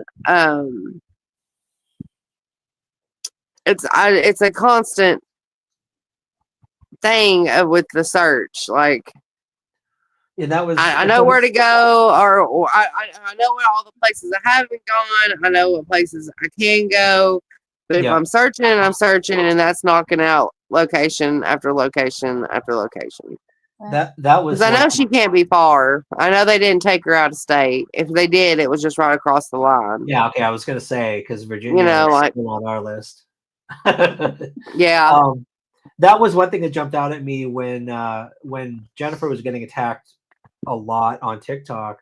One of the common things was like that she and you guys never searched until like I think mid 2023, or there was this claim that was ridiculous. So I remember reaching out to Jennifer and Opie, and I'm like, okay, we got to debunk all this crap. Can you just send us everything? And that was what you just said was the sad thing is they never thought they'd have to prove they were searching. So like Opie sent me a bunch of still pictures, like pictures of Jennifer walking on a trail in the woods, and she was with a searcher, like one of the dog people on one of the pictures. Like there's evidence, but it's not like you guys are running around going, oh, we got to record everything Right. because Shouldn't somebody's going have to to. doubt that we're actually out here searching. Which yeah. is Like I sad. said, I would have never thought that like those are factors that were ever going to play in my life. You know what I'm saying? Like I've heard the same stuff. I've had people say the same to me, and it's like, no, there for the longest time. As soon as she went missing, I was out searching. But no, why would I ever think that I need to record it? It's not Right. a happy situation. Honestly, it's not something that I would record and show. I mean, even if I did find her, like, and why should I have to prove that I'm out here searching and all the people that want that are the people that aren't searching. Yeah, it's true. And it's like, it kills me because it's just like, well, if that's the case, it's like, especially like I told Jessica that last time when we went out there with the water and I was trying to get you to go out there with the water drone. I was like, look, me and her literally spent the entire day. We walked over 10 miles in scorching heat, in the scorching heat. And the first thing, as soon as I posted, was, did you get in the water? Did you take goggles and get in the water? Well, if you didn't go in the water, then that was pointless. Why did you even do it? And it's like, that's hurtful. I just spent my entire day doing this, ma'am. Like, it kills me. It kills me. They don't spend, and they don't spend an hour out there themselves. There's one more thing I wanted to mention. Shoot. Yeah, I can't remember now.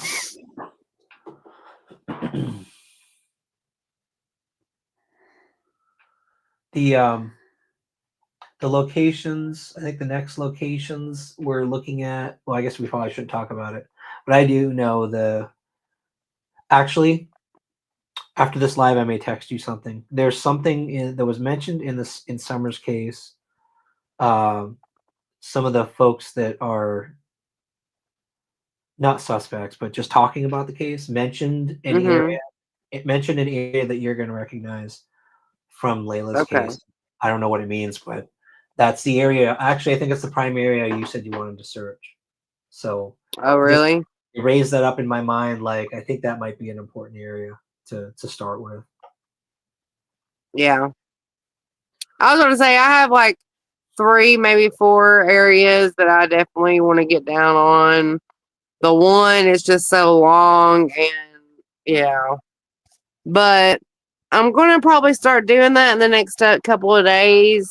Okay. Is try to make some videos to try to get some extra volunteers. If not, you already know the originals will be there to do it. But we definitely need to start getting searches going again. I will say this weekend is going to be probably the best weather we've gotten all summer. Right.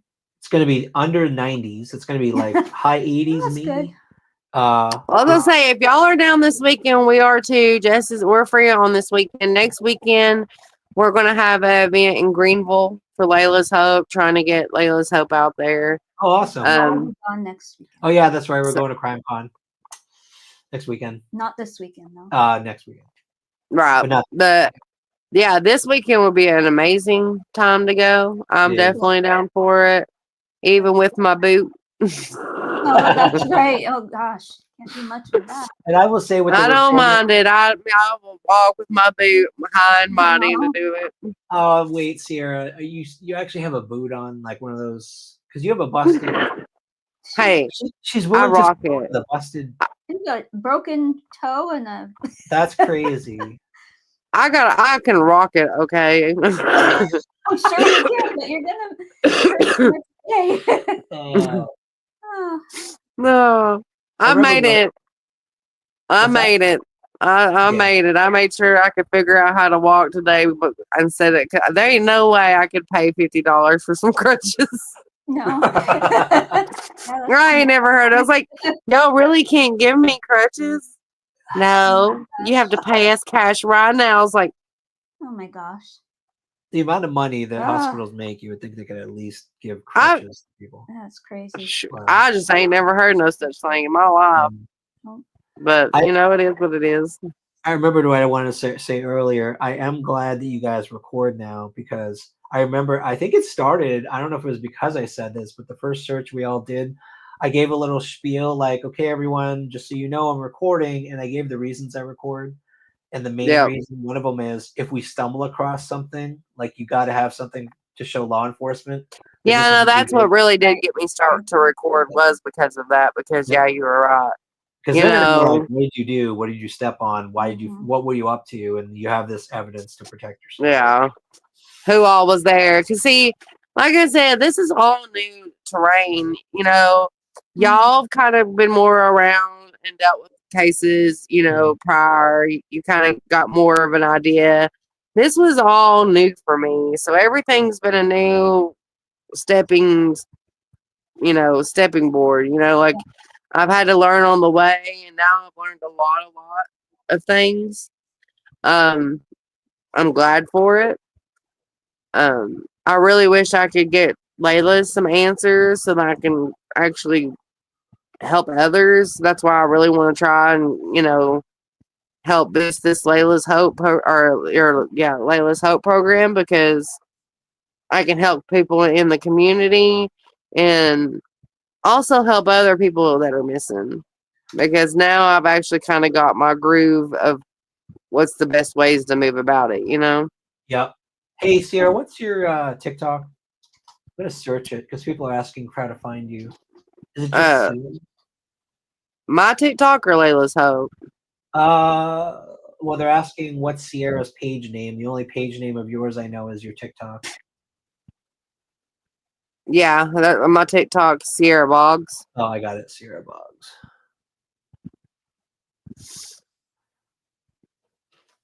So that's Sierra's TikTok page. And there was another question earlier. Oh, there's Layla's Hope Facebook page. Somebody asked a really good question. Shoot. Yeah, soon we're going to be having another giveaway, and we made some. We're about to have some new shirts too. Oh, cool. Nice. And they're pretty awesome. And I think me and Jess are going to try and start like making custom print shirts for people. Cool. Yeah, we might. we would definitely get some. And honestly, Sierra, I'm not gonna say it's more important, but what you're doing with Layla's Hope has a huge impact, because you're not just doing it for Layla, you're doing it for all the girls like Layla who are in this situation, who find themselves in a situation Layla was in before this happened. Right. To me, that is really powerful. I mean, that is such a good thing to do for the world, don't you think? Of course. Yeah. Yeah, well, when I thought about it, it was like because I don't want to see nobody else have to be in this situation.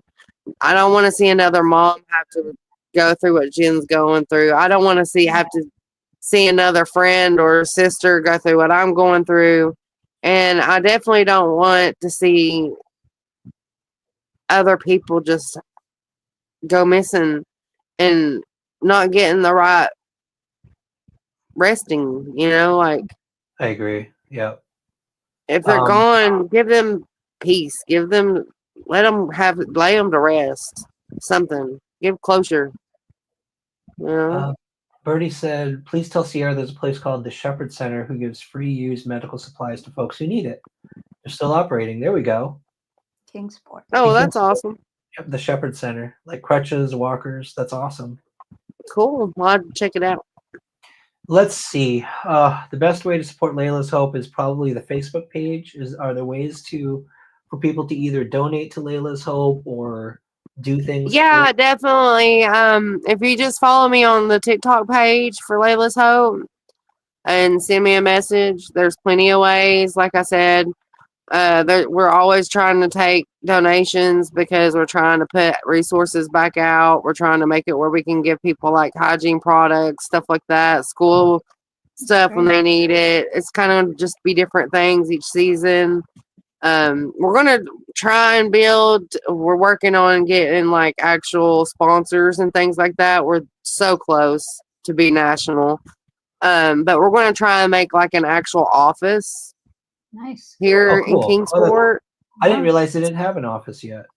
No, not yet, because we haven't been able to get that far, But that's our goal, is to have an office so that anybody, young adults, any of that, they can come in and get help. And if you message me through there, you also can get details about searches. Like Yeah, I said, I just realized here, you guys, Layla's search team does not. Have you guys even ever done a? I know Jennifer for the reward fund has done like GoFundMe's or some way to raise money, but you guys have never actually raised search funds that way, have you? no. You've never tried to raise funds for your searches at all. That's crazy. Mhm. No, we pay out of pocket for the searches for the Yeah, most part. all of you always have, and I wish there was a way to do it that people would. I mean, some people donated stuff to Jen for like search supplies, like the gloves, because people go to realize, like, yeah, it doesn't take a whole lot. Like, we it don't pay to walk, but we do have to have gloves Gas. because we have to go through certain things. We got to have shovels or little shovels. There's a lot of different factors there, but no, we've never made anything separate. I would say we would try to figure something out, but it's hard on YouTube. If you try to raise money for anything, people start attacking you. So. Yeah, I was about to say that's why honestly I don't, because I've seen it from everybody else's view of trying to do that, even for good reasons. And boy, man, the things come out on them ones that get bored on the internet. Yep. Yep. We don't. The internet can be real ugly sometimes. Donations are hard. Like we have links. People, I think the donations have covered equipment, certain equipment we've gotten, some gas. The ad revenue mostly covers like our travel expenses, our gas expenses, and the other equipment. But like it's every month, I think we're still at like 50-75%. Well, see, that's what I was trying to hope. See, there was a TikTok page for Layla's Hope, and it was getting up there, but something happened and it had to get deleted, and now we're having to restart. And that was kind of our goal, was kind of hoping that, we could get the followers back up and at least be able to use some of that to go towards, needs. But we're just starting out again. So I think I'm at like 60. We're at like 60 followers right now. Wow.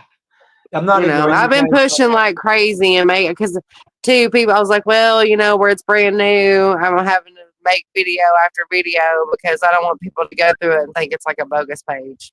Right. Yeah. Yeah, that's because there's a lot of people. I found out the other day that somebody's made fake pages of me. Oh, gosh.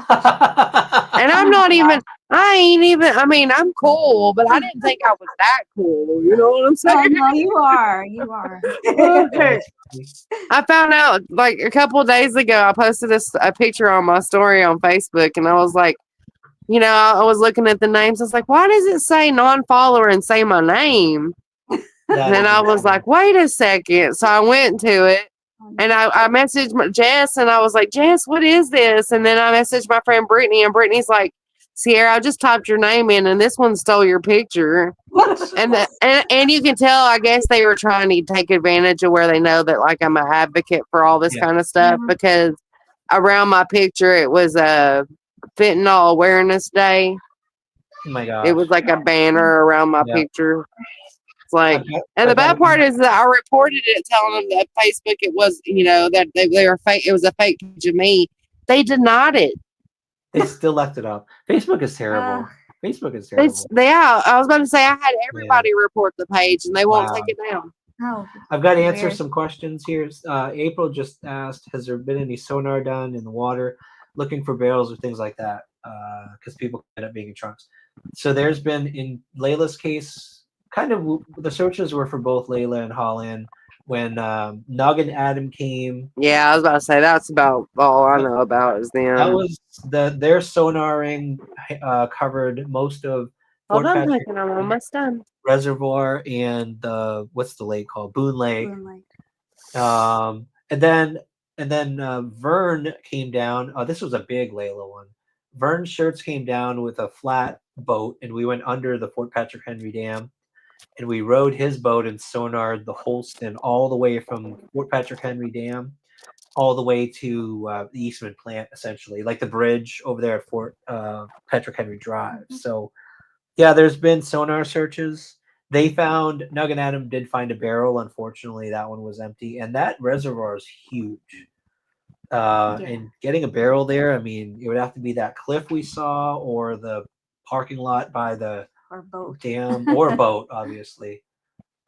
So yeah, there were a lot of sonar searches done. Mhm. Do I think Summer, Layla, Holland are connected?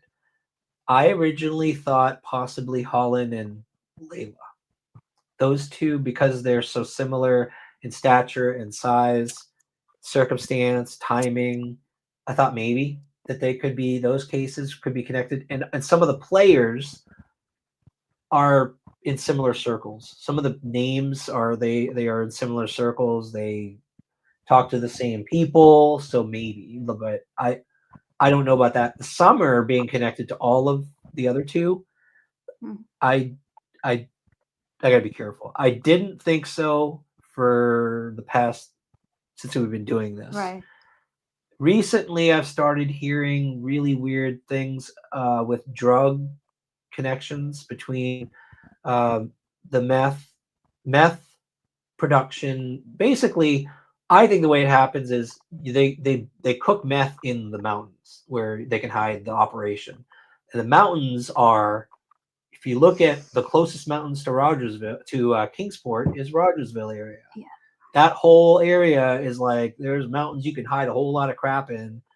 And as we keep coming across different names in Summer's case, if they're in the drug community, we have some researchers who have been trying to help us cross-reference. Are they connected? Are they family? Are they friends? Do they know each other? Are there connections? And in the past couple months, like I mentioned to you, Sierra, and I got to talk to you about it, weird little things like little connections are starting to but I don't know if it's anything. Like just because someone is a friend with someone else, like how many friends do you have on Facebook? Right. Well, that's what I was about to say. You know, So, like in my opinion, I don't think any of them are connected. any of them, And not even Layla and Holland. I think, well, that's what I was getting to. I don't think all of them or any of them are connected in the actual ending of the situation.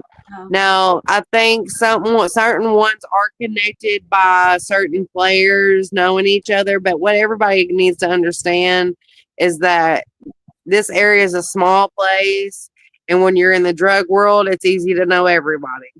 Yep. Yeah. So I think there's some connections that way, but do I think that, that they might be in the same location, or do I think that's that would be a one time in a lifetime situation if that was the case. Let's just be honest about it. You know what I mean? Do you think there is any percentage chance that the person who did what happened to Holland, is there any chance they could have also been involved in what happened to Layla though? And I think you know who I'm talking about. I mean, I kind of wonder it sometimes. I mean, I think it could be a possibility, but it's a very low possibility. Yeah, low chance. I mean, Yeah. I agree. I think, yeah, maybe your percentage is a little I think lower of than that mine. just by statistics and just Yeah. because of life, Yeah. Yeah. It's kind of hard to play on that one.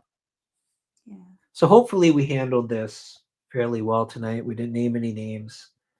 We didn't talk about too many people. There was someone who came in here trying to trash you. I banned them. Another Who, person. me? Well, I mean, you've been very open that you used to be in that world. Someone came in here saying that you still are. You've heard that before from different people who Oh, so they don't know me too well, then. yeah, I know they don't. Oh, they're gone. Yeah. They don't know me too well, then. Yeah. So, and there's always been a group out there for some reason that don't like these searchers, and I don't get it. Why would you want to attack the people, the only people in the community that I know of that are still actively looking for Layla, other than the police? Right. It's crazy. I don't understand why anybody attacks you guys. They should be thanking you. They should be Yeah, throwing like I money said, at when I you. go Yeah, right? search, yes, my main goal, or my main investigating is Layla. But when I go search, I search for everyone. I search for Holland. I search for Layla. I search for Summer. And I search for signs for anybody else. You know what I mean? You never know who you could come across. With Yeah, all the missing you really folks. don't. Just because of all the different random locations that we have picked and this and that. Like we've even had spur of the moments Yeah. and just got in the car and drove places. So like it really could end up being anybody because there's a few that's on the list here, unfortunately. Yeah, and we go to places that are actually pretty sketchy. When you guys and us, we go out there. Some of these places are like A little bit sketchy. dumping spots, in my opinion. Like for if somebody's going to go hide something, those are the places we go, and they're kind of sketchy. So yeah, the likelihood of coming across something else that we're not even looking for is pretty high in some of those places. So Yeah, I was about to say that's the thing. That's why I say, like I told, there was one place we went and searched, and it was so beautiful, and it was like, I hate to say it like this. I feel like it's so demented, but like all the places we end up going to search is so trashed out. It's like if Layla is laying somewhere on this property, like I want it to be somewhere beautiful at least. Yeah. I don't want it to be packed with trash everywhere, and then that whole thought, like I had to literally take like a second and a moment to just, get back. I mean, it's a negative situation, but I do try to make it as light as possible and make it where like, it's not doomsday while we're searching. We always have a, and there are high spirits. And there are light moments. Like I think the one moment that touched me forever, and I will never forget that moment. I keep on mentioning it too. I'm sorry. But when we were walking out the last time and I was all sweaty, I was covered in sweat. And like, I see these two freaking, whatever it was, fluttering around. And then one of those butterflies lands on my hand.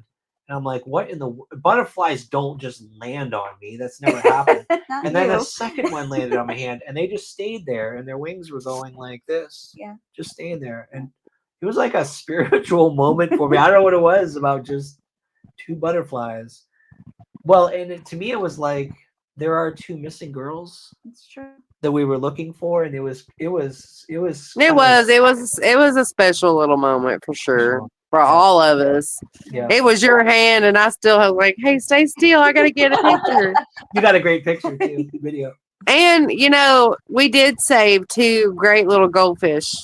Yes, very true. There was a rescue mission that took Yes, place. yes. Yeah. It was successful. We don't even if we find an animal, we rescued two squirrels, not two squirrels, two fish and a raccoon. That's right. Oh yeah, that's right. And a kitten. And a kitten. And a kitten. Yep, Sam got a kitten. So. So, all right. So, it's been 2 hours. I'm going to let you get back to your kid. I know your kid's running around back there in the background wanting your attention, so I'll let you get back to your. Thanks for he's waiting to know when he can get his surprise, because I told him if he stayed in there and played on his thing, he'd get a surprise. He wants that Play-Doh.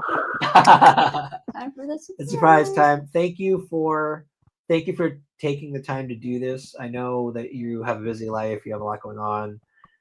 And this whole situation wasn't easy for you either. And I know you're still dealing with it. And I know Jennifer is, and the other search team members. So the fact that you'll take time for us to just talk through it and let people know kind of what we want them to know, what we want the community to know, I think it's helpful. I think it's really helpful. So thank you, Sierra, for taking the time to do that. Thank you. Like I said, I think it's really important for people to realize, like, I understand everybody has their opinions. We're allowed that. That's what people are paid for. But when you're throwing names out there, just make sure you know that it's something from where you can get that's reliable, because some of these people really are innocent and their lives are being destroyed, and we got to watch that. Everybody's guilty of it at some point, and everybody, when they have a strong opinion, feels that way. It's very easy to happen, but just keep in mind about what damage that could do. And imagine if it was you that was in them shoes, You or your family member. Get it from the horse's mouth, or don't share it with anyone. Right. Because it could just be rumor, for sure. Thank you all, too. I see the comments. Much love. Everyone loves you, Sierra. All right. Thank you, Sierra. Hope you have a great night. You too. Holler at me, and let's shoot for this weekend. Yep. This weekend sounds good to us. Yeah. Yeah. Awesome. Thank you, Sierra. All right. Stay blessed. Y'all have a good night. You You too. too. Okay, so that was That's good. amazing. Yeah, That was nice. it's always nice talking to Sierra. Mhm. It's always nice talking to Sierra. She's kind of become the voice of Layla's search team. I know she's a researcher of Yeah. the search team. Yes. So She does so much. someone asked, I didn't want to take the time to answer this question. Someone asked, can you guys search for Sebastian? And I've explained this a few times. Like um we've decided, I think, as we've started doing this, we've realized that it's about coverage for missing children, but coverage for missing adults sometimes too. And th- cases like Sebastian, cases like Lily and Jack, they've got coverage. They've got so many YouTube channels covering them. They don't really need our help. I don't think they need our help. They've got so many people. Maybe searches eventually. I mean, if a family reaches out, if like Oh, yeah. Sebastian's family, which is never going to happen, but if he reached out to us and said, "Hey, could you come help with a drone or test your dog or whatever," Oh, we yeah. would probably consider that at that Of point. course. But we're trying to, like with Summer's case, people give us crap all the time for not coming in at the beginning, not being there from day one. And I've realized that there's actually something really special about not being, From the beginning. I don't want to have a bad term for it, like not joining the crowd at the beginning, because it's a crowd at the beginning goes after these cases. Mhm. And I feel like once people start giving up hope, once people stop covering it, there's not as much awareness for these cases, is the perfect time for someone with a platform to Right. come in and actually then like With don't fresh eyes. get people, don't give up hope, like keep looking, it's Right. not over, you don't have to give up.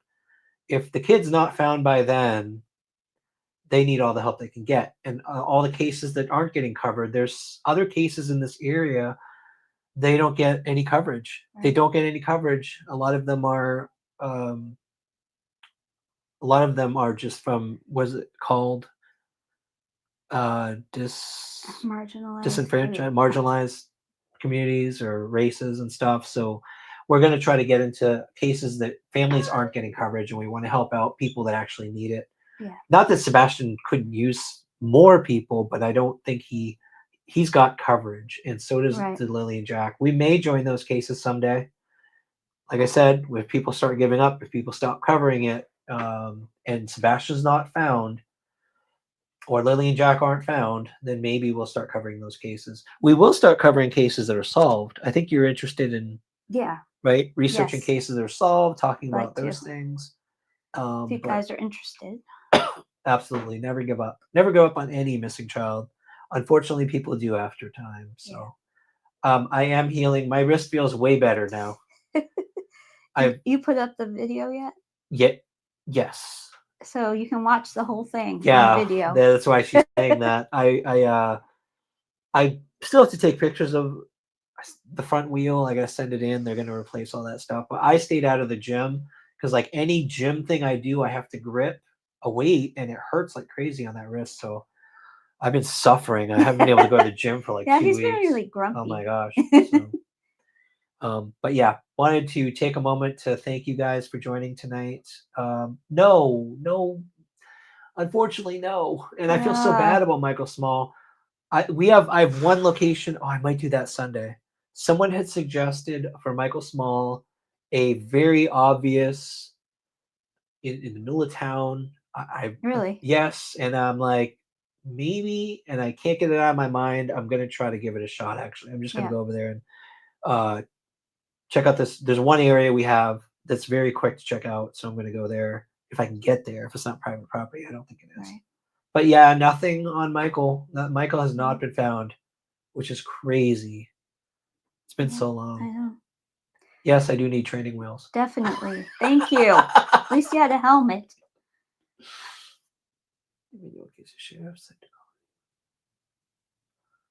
Yeah, we haven't covered that case. All right, so 2 hours good. I think so. Thank you guys for joining us tonight. One more thing I do want to do. I'm so sorry.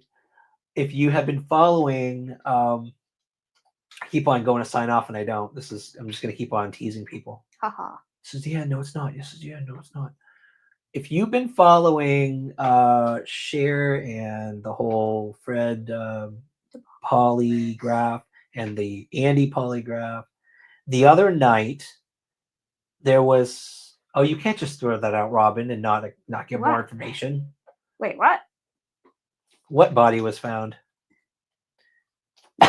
Yours? The other night, I keep on getting excited. I'm like, squirrel.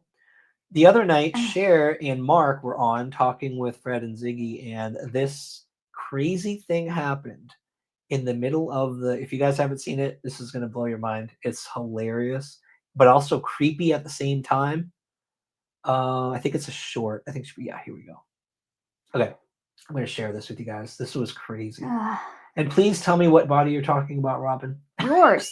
Your body when you fell The off the bike. What? That seemed like a very serious I'm sorry. comment. I'm sorry. That wasn't funny, I guess. Twister posted. Oh, in Virginia. Oh, I think I might have heard about that. Okay, that's the one you're talking about. Thank you. I don't have time to look that up and show everyone, but yes, there was a body. I can't remember what town though. I don't know. Yeah, let me show you this event. I think I'm gonna bow out right now. So you gotta say see. bye. No, you gotta see. Just wait. You gotta see this. Then we'll say goodbyes. I But you heard guys it have last to. night. No, you did not see it though. Check this out. This was so funny. I hope she shows the whole thing. So I just played a clip. I don't know. Were you guys listening before you were able to hop on? He kind of was. I listened for a little bit. I didn't know she was. I was making some rice and stuff. So real quick for Caitlin. But what clip was it? So just basically that weird guy from, I don't know, TBI or the district something, Hawkins County, basically saying there's just two options. A, Summer's abducted, or B, she just wandered off of the property. And they don't want to put all their eggs in just any one of those situations. How is that the only two options though? How did it? And I was told to keep Dawn talking by the head agent Hannah on TBI. Oh, my Ouija board just fell. Watch what it was. It really did.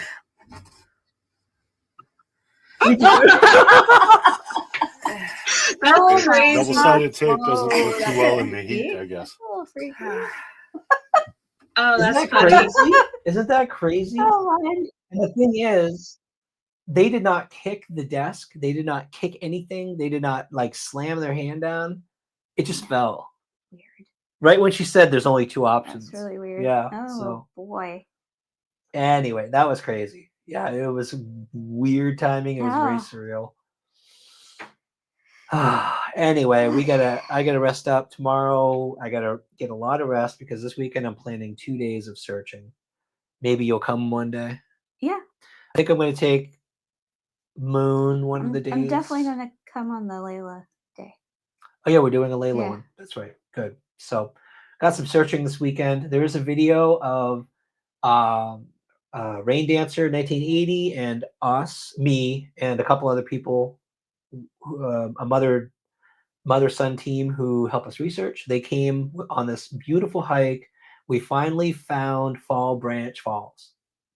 We finally found it, and it is stunningly beautiful. I couldn't go. You guys will see it on our next video coming up. Keep an eye out. Fall Branch Falls, the hidden Fall Branch Falls, and it's probably one of the best, most beautiful waterfalls I've seen. You keep saying that, I've but seen I a lot. didn't get to go. You're gonna have to take I'll me. take you, although we can't. Yeah, I'll take you. So anyway, hope you guys enjoy that one. Hope you enjoyed this conversation tonight about Layla's case. Hope the Kingsport PD is okay with our conversation. We didn't name any names, and we fully respect Kingsport TPD and everything you're doing, and especially the detective who's working on Layla's case. I hope that we pray that you find answers, that you find the people who did this to Layla.